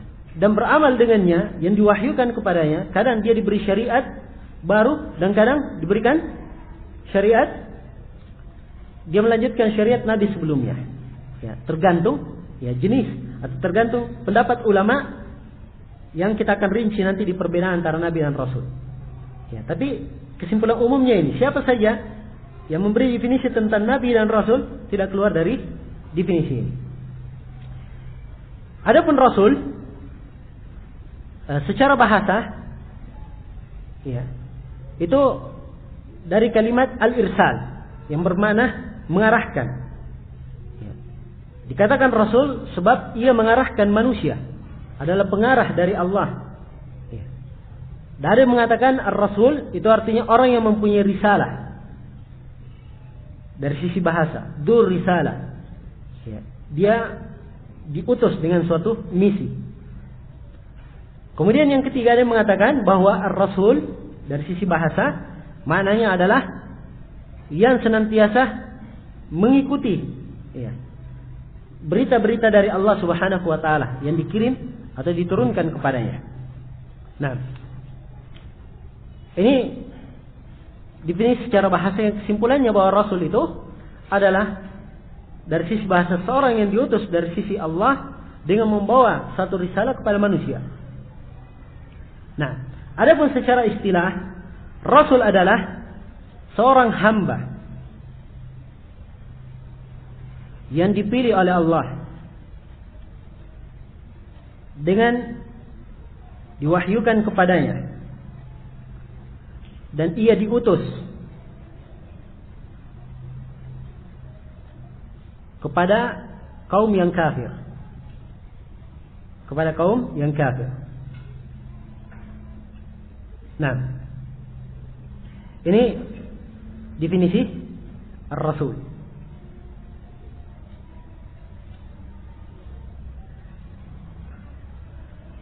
Dari dua definisi ini, definisi nabi dan definisi rasul, mungkin kita bisa menyimpulkan perbedaan antara nabi dan rasul. Ya. Nabi, dan ini masalah ada khilaf ya di kalangan para ulama.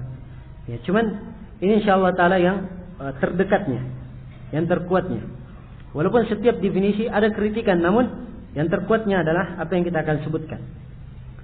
Nabi adalah orang yang diwahyukan kepadanya dengan suatu syariat. Syariat untuk dirinya. Syariat untuk dirinya.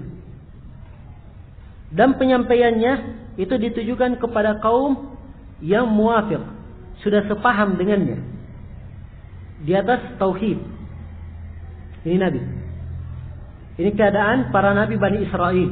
Dikatakan dalam hadits, kana Bani Israel tasusuhumul anbiya. Sungguhnya Bani Israel itu disiasati, diatur oleh nabinya. Kullama halaka nabi, khalafahu nabi. Setiap kali meninggal seorang nabi, diganti lagi nabi setelahnya. Artinya apa? Syariatnya cuma satu, nabinya berganti-ganti. Meninggal nabinya, ada nabi baru lagi. Ya. Nabi ini sudah beriman, umatnya juga sudah beriman. Ya. Kaum yang sudah sepakat dengannya. Dipahami? Ya. Ini nabi. Tapi kalau rasul, dia diutus oleh Allah Subhanahu wa taala dengan syariat dan diperintah untuk menyampaikannya kepada kaum yang menyelisihi, kaum yang tidak sepaham dengannya, kaum yang kafir. Ya. Karena itu tidak disifatkan Nabi Muhammad disifatkan sebagai rasul sebab dia diutus kepada orang Quraisy yang kafir kepada beliau asalnya, awalnya. Ya kan? Demikian pula Nabi al-lain, Nabi Saleh, Nabi Hud, Nabi Nuh, ya. Kemudian Nabi Ibrahim dan lain-lainnya. Karena itu Nabi Ibrahim tidak dikatakan rasul. Kenapa? Tidak dikatakan rasul. Karena Nabi Adam alaihi salam, ya, beliau waktu itu belum diutus kepada satu kaum. Nah, anak-anak dan istrinya, ya, semuanya muwafiqin bersama beliau, sepakat bersama beliau di atas satu dasar agama. Karena itu awal rasul adalah Nabi Nuh, sebagaimana yang kita akan terangkan. Ini perbedaan yang paling kuat antara Nabi dan Rasul. Adapun perbedaan antara Nabi dan Rasul yang banyak kita dengar, ya, dan sudah termaktub di dalam banyak buku agama. Hampir seluruh buku-buku agama dalam edisi Indonesia menuliskan seperti itu. Katanya Nabi itu apa? Nabi adalah orang yang diwahyukan kepadanya dan tidak diperintah untuk menyampaikannya. Ya kan? Kalau Rasul, kebalikannya, diwahyukan kepadanya dan diperintah untuk menyampaikannya. Dan ini definisi yang terlalu jauh. Ya. Bisa dikatakan definisi yang salah. Kenapa? Sebab Nabi itu juga diutus, diperintah menyampaikan. Ya. Diperintah menyampaikan. Itu penamaan Nabi. Ya. Dalilnya apa diperintah menyampaikan? Banyak dalilnya. Di antaranya dalam Al-Quran dikatakan, wa ma arsalna min qablika min rasulin wala nabiyyin. Tidaklah kami utus. Lihat ya kalimat arsalna. Jadi kalimat diutus. Ini penggunaan untuk rasul. Siapa yang diutus? Tidaklah kami mengutus seorang rasul dan tidak pula seorang nabi. Berarti nabi juga di sini terdapat kandungan diutus. Iya. Dipahami? Mendapatkan bagian dari utusan. Ya. Menyampaikan, bukan hanya sekedar untuk dirinya saja. Nah, demikian pula dikatakan dalam sebagian ayat, faba'atsallahu an-nabiyyin mubasysyirin wa mundzirin. Maka Allah mengutus nabi-nabi sebagai pemberi kabar gembira dan sebagai pemberi peringatan. Ya, kalau tidak menyampaikan tidak mungkin dikatakan nabi dalam ayat, ya kan? Memberi peringatan dan memberi peringatan dan memberi kabar gembira. Ini menunjukkan apa? Ia menyampaikan. Dan di dalam Al-Quran disebut dengan nama nabi, bukan disebut dengan nama rasul. Juga hadis yang masyhur dalam riwayat Bukhari dan Muslim dari hadis Ibnu Abbas, ketika umat ditampakkan kepada Nabi. Kata beliau, uridat aliyal umam. Ditampakkan kepada umat-umat. Fara'aitun nabiyya wa ma'ahu ar-rahab. Wa fi riwayatin ar-ruhayb. Saya melihat seorang nabi dan nabi ini bersama dia sekelompok orang dari pengikutnya. Nabi punya pengikut. Kalau begitu nabi ini menyampaikan, iya kan? Nabi ini menyampaikan. Dan saya melihat nabi pengikutnya cuma 1-2. Dan saya melihat nabi pengikutnya adalah tidak ada pengikutnya. Tidak disebut, tidak ada pengikutnya. Nah, semuanya ini masuk dalam cakupan nabi. Karena itu definisi yang banyak tersebar, ya, bahwa nabi adalah siapa yang diwahyukan kepadanya dan tidak diperintah menyampaikan. Ini definisi yang jauh. Definisi yang jauh. Yang tepatnya, yang benarnya adalah apa yang kita sebutkan tadi. Iya. Seorang menjadi nabi dan rasul itu punya beberapa syarat. Syarat yang pertama, dia harus seorang lelaki. Iya. Nah, yang menjadi nabi dan rasul itu harus seorang lelaki. Tidak ada nabi dan rasul dari perempuan. Iya. Karena itu keterlaluan orang-orang Nasara yang mengangkat Maryam sebagai sesembahan. Sebab Rasul saja tidak mungkin jadi Rasul, apalagi dianggap sebagai sembahan. Iya. Dan juga keterlaluan sebagian orang yang pernah mengaku menjadi Nabi. Iya. Ada yang pernah mengaku Nabi dan perempuan. Pernah di Jakarta kayak. Ya, nggak usah jauh-jauh ke negeri lain. Di negeri kita juga ada. Iya. Kemudian syarat Nabi dan Rasul, syarat yang kedua adalah dia dari manusia, bukan malaikat. Iya. Dari manusia, bukan malaikat. Nah, tidak Rasul dari malaikat. Dalam Al-Quran dikatakan, "Qul law kana fil ardi malaikatun yamshuna mutma'innin lanazzalna 'alaihim minas sama' malakan rasula." Andai kata di bumi ada malaikat yang berjalan tenang, maka kami akan turunkan kepada mereka seorang malaikat sebagai rasul. Ya, ini menunjukkan bahwa karena di bumi ini cuma manusia, maka nabinya adalah, rasulnya adalah manusia. Andai kata ada malaikat berjalan biasa seperti manusia, maka akan diturunkan juga malaikat sebagai rasul. Ya. Ini yang tepatnya. Adapun penyebutan dalam Al-Quran, Allahu yastafi minal malaikati rusulan wa minan nas. Allah memilih dari malaikat para rasul dan juga dari manusia. Pilihan rasul dari manusia di sini, rasul bukan artinya dia rasul kepada manusia, utusan kepada manusia, tapi dia adalah rasul, utusan dari Allah kepada utusan manusia yang merupakan utusan Allah. Demikian. Kemudian syarat yang ketiga, Rasul itu dari kalangan manusia, bukan jin. Ya, tidak ada Rasul dari jin, dari kalangan jin. Ya. Sebab dikatakan dalam Al-Quran, Allahu yastafi minal malaikati rusulan wa minan nas. Allah memilih Rasul dari malaikat dan dari manusia. Malaikat Rasul Allah, Rasul kemana? Ke Rasul manusia di bumi, kan begitu? Bukan untuk seluruh manusia, tapi malaikat Rasul Allah ke Rasul Allah di bumi. Ya. Dan dipilih dari Rasul itu dari kalangan manusia. Ya, manusia yang diinginkan manusia, bukan jin. Walaupun ada sebagian para ulama yang mengatakan manusia masuk juga jin. Tapi yang benarnya bahwa manusia yang diinginkan adalah manusia selain jin. Iya. Nah. Dan tidak boleh dikatakan bahwa ada Rasul dari jin. Ada memang sebagian yang berpendapat ada Rasul dari jin. Ya. Mereka berdalilkan dengan ayat, Ya ma'syaral jinni wal ins, alam ya'tikum rusulun minkum. Wahai segenap manusia dan jin, atau wahai segenap jin dan manusia, apakah telah sampai para rasul dari kalian? Nah, katanya di sini disebut jin dan manusia, kemudian dikatakan para rasul dari kalian. Menunjukkan dua-duanya ada. Tapi ini adalah pendapat yang lemah. Yang benarnya ayat ini ditafsirkan oleh ayat yang lain. Ya. Di ayat yang lain dalam surah Al-Ahqaf disebutkan bahwa sekelompok jin ketika diturunkan wahyu kepada Rasulullah, mereka datang, duduk mendengar. Kemudian mereka beriman. Setelah mereka beriman, mereka kembali ke kaumnya, kemudian menyerukan Islam kepada kaumnya. Jadi mereka Rasul utusan, bukan artinya mereka diutus dari Allah. Mereka setelah mendengar dari Rasulullah, mereka kembali kepada kaumnya dan mendakwahi kaumnya. Demikian. Maka kesimpulannya, tidak ada Rasul dari kalangan jin. Yang ada cuma dari kalangan manusia saja. Dan Rasul itu adalah syarat yang keempat, harus seorang yang merdeka. Ya, bukan seorang budak. Dia harus seorang yang merdeka. Ini diterangkan dalam suatu hadis yang diriwayatkan oleh Imam Muslim. Ya. Kemudian masalah yang keempat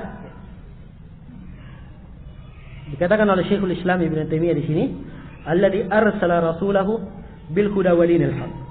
Yang mengutus rasulnya dengan huda, dengan petunjuk dan agama yang benar. Ya. Ini masalah yang keempat. Kita akan menjelaskan makna petunjuk dan makna agama yang hak. Al-huda, petunjuk itu, al-huda itu kesempurnaan ilmu. Dinul haq, agama yang benar itu kesempurnaan amalan. Demikian disebut oleh Syekhul Islam Ibnu Taimiyah sendiri di dalam Majmu' al-Fatawa. Dengan dua ini, kata Syekhul Islam Ibnu Taimiyah, itu akan tercipta kesalehan, kebaikan, kekuatan ilmiah dan kekuatan amaliyah. Nah, karena huda, sebagaimana dikatakan dia kesempurnaan ilmu, terkandung ilmu yang bermanfaat. Agama yang benar terkandung amalan yang saleh. Karena itu banyak dari kalangan ahli tafsir, para ulama yang menafsirkan ketika menyebutkan bil huda wa dinil haq dalam banyak ayat, mereka tafsirkan bil huda yaitu dengan ilmu yang bermanfaat, wa dinil haq yaitu dengan amalan saleh. Begitu mereka tafsirkan. Kenapa? Sebab ini ditafsirkan dalam keadaan keduanya digandengkan penyebutannya. Begitu al-huda dan dinul haq digandengkan penyebutannya, maka maknanya adalah makna yang berbeda. Makna yang berbeda. Nah, tapi kalau tidak digandengkan, maka al-huda punya makna yang luas. Dinul haq, agama yang hak punya makna yang luas. Punya makna yang luas. Ya. Makna luasnya, al-huda petunjuk, itu mempunyai makna luas. Petunjuk, ya. Petunjuk itu adalah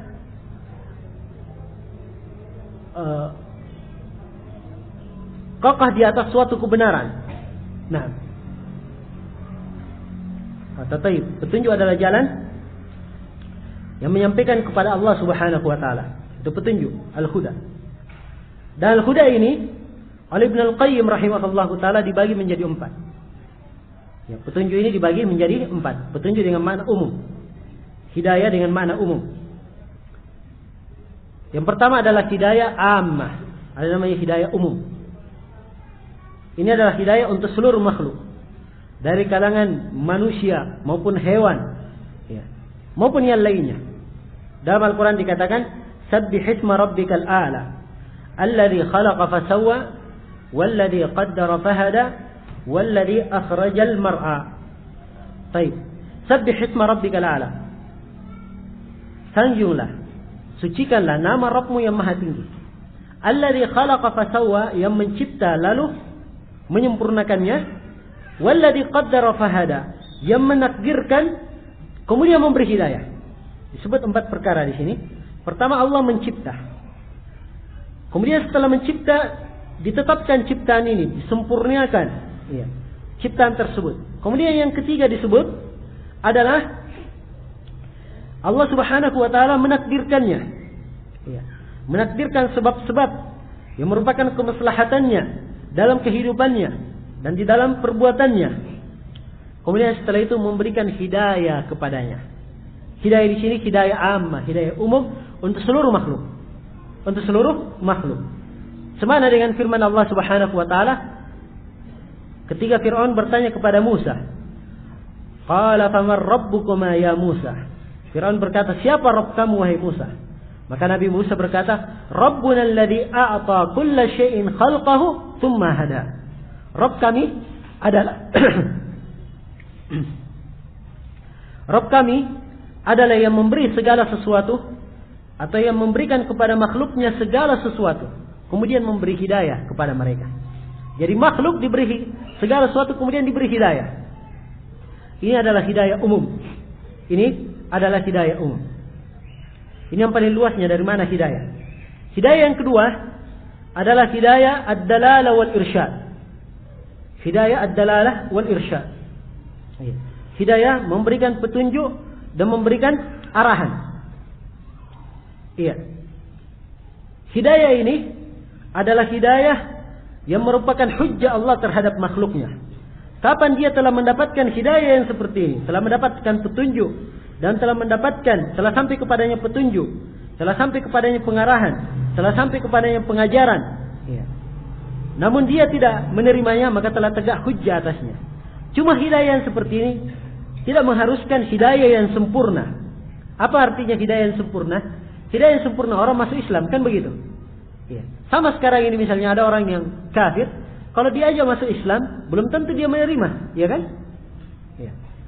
Diberikan hidayah, diterangkan apa itu Islam. Begitu diterangkan apa itu Islam, ini artinya dia telah mendapatkan hidayah ad-dalalah wal irsyad.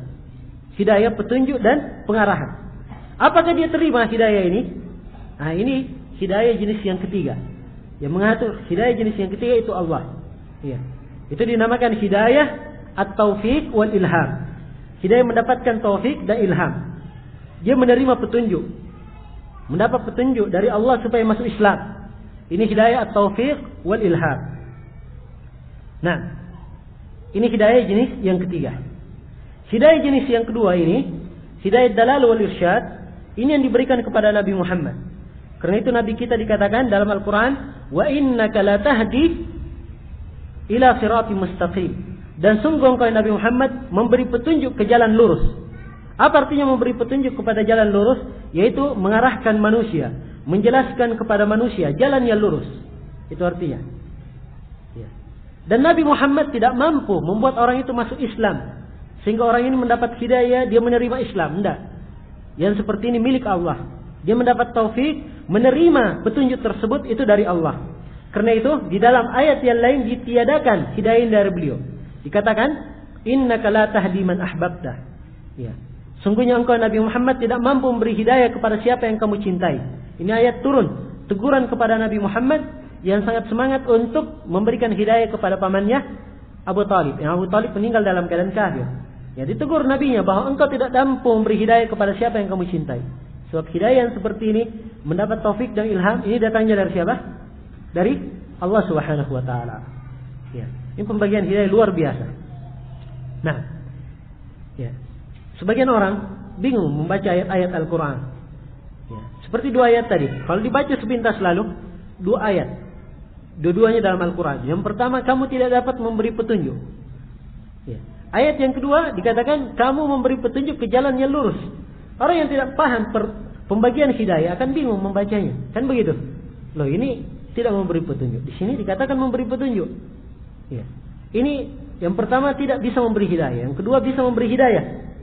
Nah, kalau mengerti pembagian hidayah, maka tidak ada kontradiksi antara ayat-ayat Al-Quran.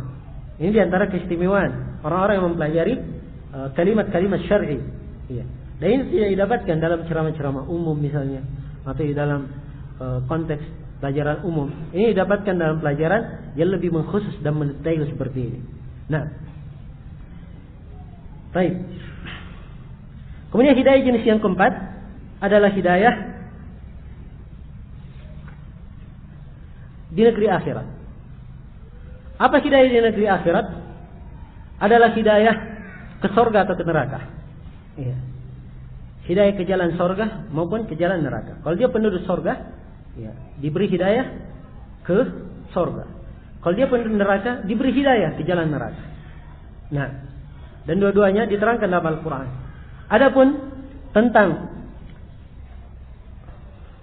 penduduk neraka, Allah Subhanahu wa taala berfirman, "Uhsyurul ladzina zalamu wa azwajahum wa ma kanu ya'budun min dunillahi fahduhum ila siratil jahim." Kumpulkanlah orang-orang yang zalim beserta pasangan-pasangan mereka. Dan siapa yang mereka sembah? Siapa yang mereka sembah selain dari Allah? Kumpulkan seluruhnya. Ya, orang-orang zalim, pasangannya, serta sembahannya selain Allah. Kemudian berikanlah hidayah kepada mereka. Hidayahnya kemana? Hidayah ke pintu neraka jahanam. Ya. Jadi hidayah di sini petunjuk. Petunjuknya kemana? Petunjuk ke neraka jahanam. Nah, adapun penduduk surga dikatakan dalam Al-Quran, wa qalu alhamdulillahi alladzi hadana li hada wa ma kunna linahtadiya laula an hadana Allah. Ya. Dan segala puji hanya untuk Allah yang berikan hidayah kepada kami. Untuk ini kita masuk dalam surga. Ya. Dan tidaklah kami mendapatkan hidayah seperti ini kalau Allah tidak memberikan hidayah kepada kami. Nah, Ini ucapan penduduk sorga di sorga kelak. Mudah-mudahan Allah Subhanahu wa taala menjadikan kita semua dari penghuni sorga. Ini pembagian hidayah. Makna hidayah secara umum. Jadi makna hidayah secara umum seperti ini. Ya. Luas cakupannya. Adapun hidayah yang disebutkan dalam konteks pendahuluan Syekhul Islam Ibnu Taimiyah yang asalnya dari ayat Al-Quran, hidayah di sini adalah hidayah bermakna khusus, sebab digandengkan dengan dinul haq. Hidayah di sini bermakna ilmu yang bermanfaat. Ilmu yang bermanfaat. Kemudian dikatakan dinul haq, dengan agama yang hak. Ya. Agama yang lurus. Agama itu, ad-din, itu punya banyak pengertian. Asal kalimat din. Nah, din bisa bermakna tuntunan agama. Dan ad-din bisa bermakna balasan. Seperti dikatakan Maliki Yaumiddin. Dialah Allah pemilik hari pembalasan. Dan ada makna yang lainnya dalam makna ad-din. Namun yang diinginkan dengan di sini wadinul haq, yang diinginkan dengan dinul haq itu adalah amalan yang salih. Dan di sini din al-haq ini penyandaran dalam istilah bahasa Arab min bab idhafati sifah ila al-mawsuf. Jadi asalnya wad-dinul haq, asalnya begitu. Nah, agama yang lurus.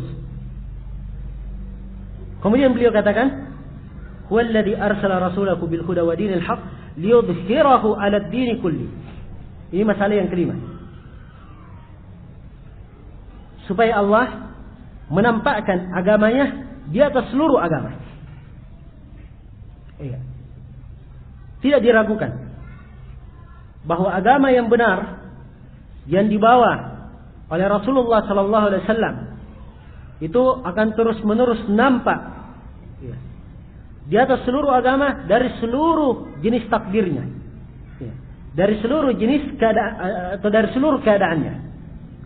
Nah, demikian dinyatakan oleh Syekhul Islam Ibnu Taimiyah di dalam Bayan Tablis Al-Jahmiyah. Dan Ibnu Taimiyah sendiri di dalam Al-Jawab As-Sahih boleh menyebutkan bahwa Allah menjanjikan umat Islam bahwa agamanya akan dinampakkan. Dan nampaknya agama ini itu terbagi dua. Nampaknya agama terbagi dua. Ada zuhur ilmin wa bayan, dan ada zuhur sayfin wa sinan. Jadi katakan supaya agama dinampakkan di atas seluruh agama. Nampaknya agama Islam di atas seluruh agama dengan dua perkara atau terbagi dua. Nampak dengan ilmu dan penjelasan. Ini yang pertama. Yang kedua, nampak dengan pedang dan tombak, yaitu akan menang terus di atas musuh-musuhnya. Ini dua jenis. Adapun jenis yang pertama, nampaknya umat Islam dengan hujjah dan penjelasan, dengan ilmu dan argumen. Ini adalah suatu yang terus-menerus ada pada umat Islam. Umat Islam terus-menerus dalam keadaan seperti itu. Kalau bukan seluruhnya, tentunya ada sebagian satu kelompok dari umat Islam yang terus menerus seperti itu. Karena itu dikatakan di dalam hadis Rasulullah sallallahu alaihi wasallam, Nabi sallallahu alaihi wasallam bersabda, "La tazalu ta'ifatun min ummati dhahirina hatta ta'tiyahum amrullah wa hum dhahirun." Terus menerus ada sekelompok dari umatku menampakkan agama sampai datang ketentuan Allah, dan mereka masih terus menerus dalam keadaan nampak. Maka nampaknya Islam dengan ilmu dan argumen ini akan terus-menerus terjadi pada umat Islam. Adapun nampaknya umat Islam dengan tombak dan pedang, ini kadang dan kadang. Walaupun akhirnya nanti pasti untuk umat Islam. Sebab Allah Subhanahu wa taala telah menetapkan bahwa umat ini tidak akan dibinasakan oleh musuhnya. Allah Subhanahu wa taala telah menetapkan bahwa umat ini tidak akan dibinasakan oleh musuhnya. Karena itu sangat salah sebagian orang di zaman ini melanggar ketentuan-ketentuan syar'i dalam masalah jihad maupun yang lainnya, dengan alasan kita kalau tidak melakukan pelanggaran yang seperti ini, maka saudara-saudara kita akan tertindas dan umat Islam akan diinjak-injak. Ya. Memang betul kita harus punya semangat di dalam meninggikan agama, ya, dan menyanjung agama, memuliakan agama. Tetapi pelanggaran yang dia lakukan dengan dalih seperti itu, ini menunjukkan lemahnya keyakinan dan menunjukkan ketidaktahuannya akan agama. Umat Islam yakin bahwa agama ini tidak akan dikalahkan dan umat Islam tidak akan dihancurkan oleh musuh-musuhnya, apapun yang mereka lakukan. Ini adalah satu keyakinan yang harus kita yakini. Nah, karena itu kita harus jalan sesuai dengan prosedur dan tidak boleh keluar dari koridor Al-Quran dan Sunnah. Iya, tuntunan dari Al-Quran dan Sunnah Rasulullah Sallallahu Alaihi Wasallam. Yang melakukan pelanggaran, iya, dengan dalil, iya, bahwa ingin memperjuangkan Islam, dan ini adalah suatu hal yang tidak dibenarkan. Maka umat Islam akan terus-menerus dimenangkan oleh Allah Subhanahu Wa Taala. Ya. Karena itu umat Islam telah terbukti dalam sejarah bahwa mereka menguasai dunia, ya. Dan kekuasaan umat Islam, ya, dikatakan oleh Nabi Sallallahu Alaihi Wasallam, Allah telah menyempitkan bumi kepadaku, kemudian saya melihat ke timur dan ke baratnya, arah di mana kekuasaan umatku, kerajaan umatku akan sampai ke sana. Ya. Dan subhanallah, hadits ini betul-betul hadits yang menunjukkan kenabian beliau. Nah, beliau sebutkan kekuasaan umat Islam itu akan meluas ke arah timur dan barat. Ya. Coba kalau antum lihat peta dunia, lihat negeri-negeri Islam, itu akan memanjang dari timur ke barat saja.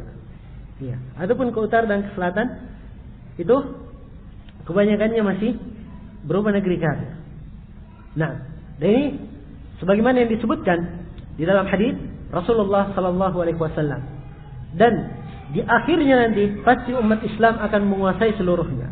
Dan umat Islam yang paling jaya dan paling dimuliakan oleh Allah Subhanahu Wa Taala. Ya.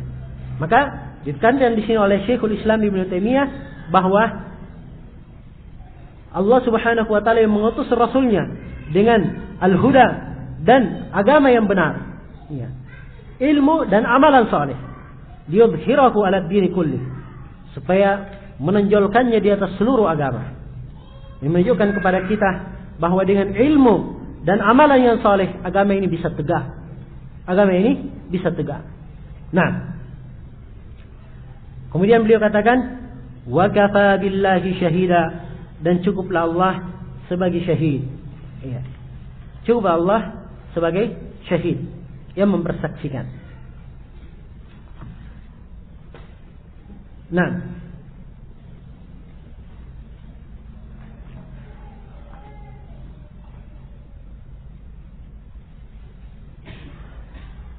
maksudnya di sini wakafa billahi syahida, yaitu Allah Subhanahu Wa Taala mempersaksikan. Ya. Cukuplah Allah yang mempersaksikan bahwa Nabi Muhammad adalah Rasulnya, dan cukuplah Allah yang mempersaksikan bahwa Allah, ya, melihat segala sesuatu yang beliau lakukan dan menolong Rasulnya terhadap seluruh musuh-musuhnya. Nah, ini makna wakafa billahi syahida. Ya. Jadi makna keseluruhan, makna ijmali dari khutbah atau pendahuluan yang beliau sebutkan di sini, bahwa, ya, segala puji hanya untuk Allah, ya, dengan segala jenis pujian yang Allah Subhanahu Wa Taala telah mengutus, ya, yang telah mengutus Rasulnya. Ya. Di antara hal yang dipuji di sini pada Allah Subhanahu Wa Taala, pujian yang sangat kita memujinya dengan diutusnya Rasul Sallallahu Alaihi Wasallam, ya, dengan membawa al-huda, petunjuk dan agama yang benar sebagai rahmat untuk seluruh alam dan kabar gembira bagi orang-orang yang bertakwa, untuk meninggikan agama Islam ini, ya, dengan keagungan, ketetapan, kemuliaan, kekuasaan, kejayaan, ya, menampakkannya di atas seluruh agama dengan baik itu nampak secara hujjah dan argumen, adapun dengan pedang dan tombak mereka. Dan cukuplah Allah sebagai yang menyaksikan akan kebenaran Rasul dan hakikat yang dibawanya. Iya. Baik. Kemudian setelah itu dikatakan di sini oleh Syekhul Islam Ibnu Taimiyah, wa asyhadu an la ilaha illallah wahdah la syarika lahu iqraran bihi wa tauhida. Dan saya mempersaksikan bahwa tidak ada yang berhak disembah kecuali Allah. La syarika lahu, tidak ada syarikat baginya. Iqraran bihi wa tauhida, pengikraran terhadap hal tersebut, mengakuinya dan mentauhidkannya. Iya, di sini ada beberapa masalah. Masalah yang pertama, makna syahadat. Apa itu syahadat? Syahadat itu adalah mengabarkan sesuatu yang dia ketahui dan dia yakini akan benarnya dan tetapnya sesuatu itu. Iya.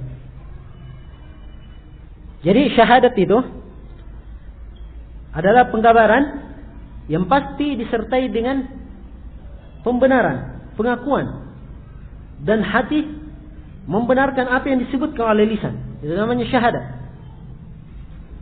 Iya.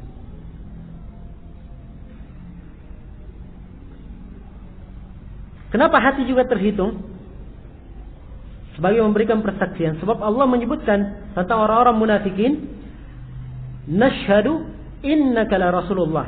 Ya. Ketika orang munafikin menyebutkan kami bersaksi bahwa kamu Rasulullah, ya, disebutkan bahwa Allah Subhanahu wa taala mempersaksikan bahwa mereka kadib dalam hal tersebut, berdusta. Sebab mereka berucap dengan lisannya, tidak seperti dalam hatinya. Menunjukkan bahwa syahadat itu, syahadat yang benar adalah syahadat yang diucapkan oleh lisan dan dibenarkan di dalam hati. Dibenarkan di dalam hati. Ini makna syahadat di sini. Dan syahadat itu sendiri, kalimat syahadat itu sendiri, itu mempunyai banyak makna. Ibnu Al-Qayyim dalam Badai Al-Fawaid, beliau menyebutkan bahwa syahadat punya beberapa makna lain selain dari apa yang kita sebutkan. Kadang syahadat bermakna hadir. Hadir. Ya. Menyaksikan. Seperti firman Allah Subhanahu wa taala, "Faman syahida minkum asy-syahra falyasumhu." Siapa yang menyaksikan bulan, maka hendaknya dia berpuasa. Maksudnya siapa yang hadir di bulan itu, dia saksikan, dia berpuasa. Nah, dan kadang syahadat juga bermakna al-khabar, berita. Seperti ucapan Ibnu Abbas dalam riwayat Muslim, "Syahida indi rijalun mardiyuna arbahum indi Umar." Telah mempersaksikan kepadaku sekelompok orang yang sangat diridai, dan yang paling diridainya menurutku adalah Umar. Apa yang dipersaksikan? Bahwa Nabi melarang ya salat setelah asar dan setelah subuh. Salat sunnah setelah asar dan salat subuh. Nah, di sini mempersaksikan kepadaku, yaitu mengabarkan kepadaku. Mengabarkan kepadaku. Kemudian makna yang ketiga, syahadat bisa bermakna telah melihat hal tersebut pada dirinya. Ya. Telah mengetahuinya pada hal tersebut. Seperti dalam firman Allah Subhanahu wa taala, "Wallahu ala kulli syai'in syahid." Dan Allah atas segala sesuatu Maha Syahid, yaitu Maha mengetahuinya, tahu persis apa yang ada pada dirinya. Ya. Pada segala sesuatu. Nah, ini makna syahadat yang disebut oleh Syekhul Islam Ibnu Al-Qayyim rahimahullahu taala. Masalah yang kedua adalah berkaitan dengan makna la ilaha illallah. La ilaha illallah, i'rabnya la, di sini la nafiyah lil jins. La nafiyah lil jins. Ya, artinya menafikan segala jenis. Nah,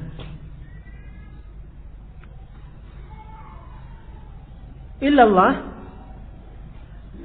ilaha artinya yang disembah.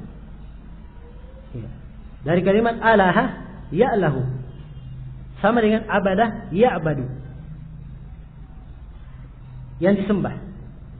Ilahatan ibadatan, ya, sama susunan sajaknya.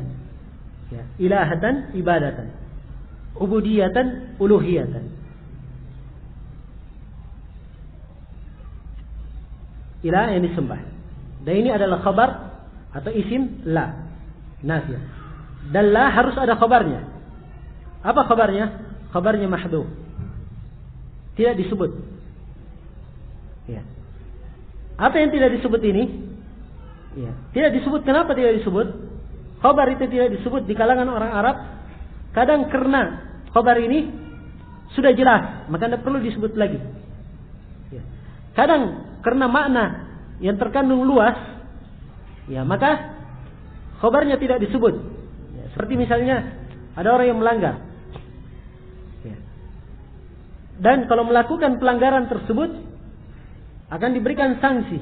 Sanksinya banyak sekali. Bisa ini, bisa itu, bisa itu. Ya, maka saya katakan yang melanggar ini, maka saya tidak sebutkan apa khabarnya. Ya. Khabarnya tentunya jelas kan, akan mendapatkan sanksi. Kenapa tidak disebut? Sebab sanksinya banyak. Ya. Kan begitu. Nah ini dua hal. Dan di sini tidak disebut khabarnya, sebab khabarnya sudah ma'ruf. Ya, sudah jelas. Diterangkan dalam ayat, "Dzalika bi anna Allaha huwal haq." Demikianlah karena Allah itu yang maha hak. Karena itu para ulama di sini sepakat bahwa la ilaha, takdirnya di sini yaitu la ilaha bihaqqin illallah. Tidak ada sembahan yang benar kecuali Allah. Illa ini istifna, perkecualian. Allah yang diperkecualikan. Iya. I'rabnya illallahu. Illah Allahu. Nah, dan dia adalah mustatsna, perkecualian. Baik. Sebagian para ulama mengatakan bahwa Allah di sini adalah badal dari khabar yang mahdhuf. Ya. Cuman ini ada kerancuan dari sisi keyakinan. Kalau dikatakan badal, sebagian orang mengatakan Allah itu badal bagian dari yang diistifna. Ini adalah suatu kebatilan. Ya. Jadi juga memberikan i'rab itu tidak sembarang, mengukur dari sisi bahasa. Ya.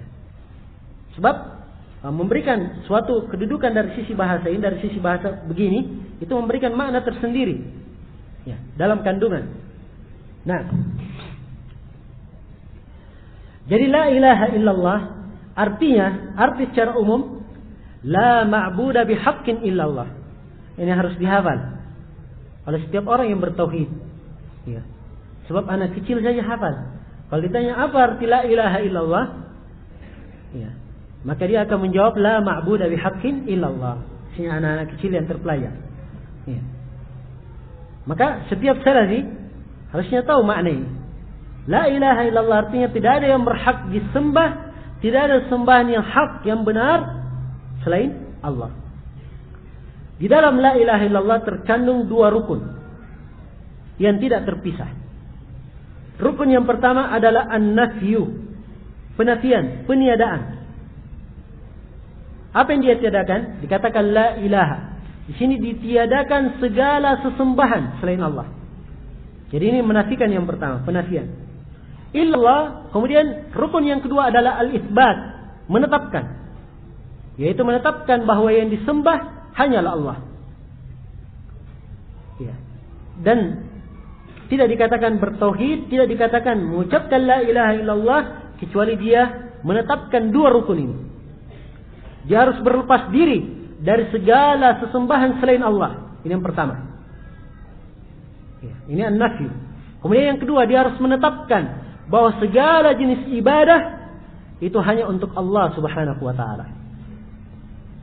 Ini rukun la ilaha illallah. Ini diterangkan dalam banyak ayat. Diterangkan dalam banyak ayat. Dan itulah agama Al-Hanafiyah yang dibawa oleh Nabi Ibrahim sebagai panutan. Dan Nabi Ibrahim berkata, atau dikatakan dalam Al-Quran, wa idh qala Ibrahimu li abihi wa qaumih innani bara'um mimma ta'budun illa alladhi fatarani fa innahu sayahdin wa ja'alaha kalimatan baqiyatan fi aqibih. Dan ketika Nabi Ibrahim berkata kepada ayah dan kaumnya, sungguhnya saya berlepas diri dari apa yang kalian sembah. Ini pernyataan. Ini rukun yang pertama, menafikan. Setelah itu beliau tetapkan illal ladzi fatarani, kecuali yang menciptakan saya. Sungguhnya dialah akan memberi petunjuk kepadaku. Kemudian kalimat ini dijadikan sebagai kalimat yang kekal pada keturunannya. Maksudnya dijadikan sebagai kalimat kekal, kalimat tauhid pada keturunannya. Karena itu kita diperintah umat Islam untuk mengikuti agama Nabi Ibrahim. Ya. Tsumma auhayna ilaika an ittabi' millata Ibrahim hanifa. Kemudian kami wahyukan kepada engkau ya Nabi Muhammad, ya, supaya mengikuti agama Nabi Ibrahim yang hanif, yang lurus di atas tauhid, condong meninggalkan segala jenis kesyirikan. La ilaha illallah terkandung di dalamnya 7 syarat. Ya. Syarat ini sepantasnya juga disebut rukun. Ya, asal yang diketahui menyebutkan syarat la ilaha illallah bil istiqra itu adalah Syekh Abdurrahman bin Hasan. Ya, dalam Qurrah Uyunul Muwahhidin atau di dalam Taisir. Ya. Nah, syarat itu dalam istilah usul fikih itu kharij mahiyati syai', sesuatu yang di luar kandungan hal yang disebut. Misalnya wudu itu syarat salat, dia bukan termasuk salat, kan begitu. Jadi kalau dikatakan syarat la ilaha illallah tidak termasuk ke dalamnya. Ya, ada pembahasan sebenarnya berkaitan dengan syarat ini. Jelas begitu para ulama menyebutkan bahwa la ilaha illallah mempunyai 7 syarat. Terkumpul dalam satu bait syair, ilmun yaqinun wa ikhlasun wa sidqu kama mahabbatin wa inqiyadin wal qubuli laha. Ilmu yang pertama al-ilmu, mengilmui. Orang yang mengucapkan la ilaha illallah dia harus tahu makna la ilaha illallah, mengilmui apa arti la ilaha illallah. Dan harus tahu lawannya, yaitu jahil. Ya. Tidak boleh dia bodoh tentang mana la ilaha illallah. Dan sangat disayangkan banyak dari kaum muslimin di zaman ini mengucapkan la ilaha illallah tidak mengetahui apa maknanya. Ya. Contoh umum kita di Indonesia, hampir di seluruh penerimaan la ilaha illallah tiada Tuhan selain Allah. Ya. Apa artinya tiada Tuhan selain Allah? Ya. Diartikan tiada pencipta selain Allah, tidak ada pemberi rezeki selain Allah. Kalau itu makna la ilaha illallah, maka tidak usah ada perperangan antara Rasulullah dan kaum musyrikin di zamannya. Ya. Kalau itu makna la ilaha illallah, Abu Jahal, Abu Lahab adalah manusia yang paling bertauhid. Ya. Kenapa? Sebab kaum musyrikin di zaman Nabi semuanya mengakui bahwa Allah yang Maha Mencipta, Allah yang Maha Memberi rezeki. Ini terangkan dalam ayat yang sangat banyak sekali dalam Al-Quran. Wala in sa'altahum man khalaqas samawati wal ard la yaqulunna Allah. Kalau kamu bertanya kepada mereka, orang-orang musyrikin, siapa yang menciptakan langit dan bumi? Mereka menjawab, pasti yang menciptakannya adalah Allah. Karena itu harus tahu apa makna la ilaha illallah. Maka celakalah orang-orang yang kaum musyrikin lebih paham makna la ilaha illallah dari dia. Ya. Kaum musyrikin paham makna la ilaha illallah, cuma mereka tidak mau mengucapkan. Ya. Ketika diajak oleh Nabi Muhammad mengucapkan la ilaha illallah, spontan mereka menjawab dengan jawaban yang menunjukkan mereka paham artinya. Kata mereka apa? Aja'alal alihata ilahan wahida in hadza la syai'un ujab. Apakah Nabi Muhammad ini ingin menjadikan sesembahan cuma satu? Ini adalah perkara yang sangat menakjubkan. Jadi letak kesyirikannya mereka. Mereka tidak mau sembahan itu cuma satu. Mereka inginkan sembahan itu banyak, bukan cuma Allah. Mereka akui Allah yang Maha memberi rezeki, tapi mereka juga menyembah kepada orang-orang saleh supaya orang saleh ini memberi syafaat kepada mereka. Iya. Di sisi Allah. Demikian. Jadi langsung paham kaum musyrikin. Karena itu celakalah orang yang mengaku mengucapkan la ilaha illallah, tapi kaum musyrikin lebih paham makna la ilaha illallah daripada dia. Ini syarat yang pertama. Dia harus mengilmui makna la ilaha illallah. Tidak boleh jahil terhadap kandungan maknanya. Dan diantara mengetahui makna la ilaha illallah, mengetahui 2 rukun la ilaha illallah yang kita sebutkan itu tadi. Ya. Kemudian yang ketiga, syarat yang kedua adalah yaqin. Dia mengucapkan kalimat la ilaha illallah itu dalam keadaan yakin akan maknanya. Tidak boleh dia ragu. Tidak boleh dia ragu. Kemudian yang ketiga, dia mengucapkan la ilaha illallah dalam keadaan ikhlas. Ikhlas karena Allah. Murni dilakukan karena Allah, bukan karena dipaksa. Bukan pula karena ingin dilihat orang atau ingin disanjung orang. Tapi karena ikhlas kepada Allah Subhanahu wa taala. Dia menyatakan bahwa hanya Allah yang disembah. Kemudian yang ketiga, dia harus jujur dalam pengakuannya, tidak boleh dusta.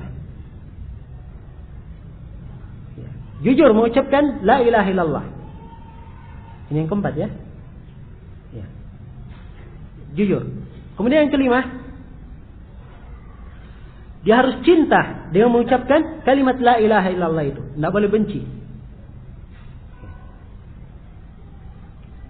Ketika mengucapkannya, dia harus cinta terhadap kandungannya, cinta melaksanakannya, cinta terhadap orang-orang yang mengucapkannya, cinta terhadap orang-orang yang membelanya.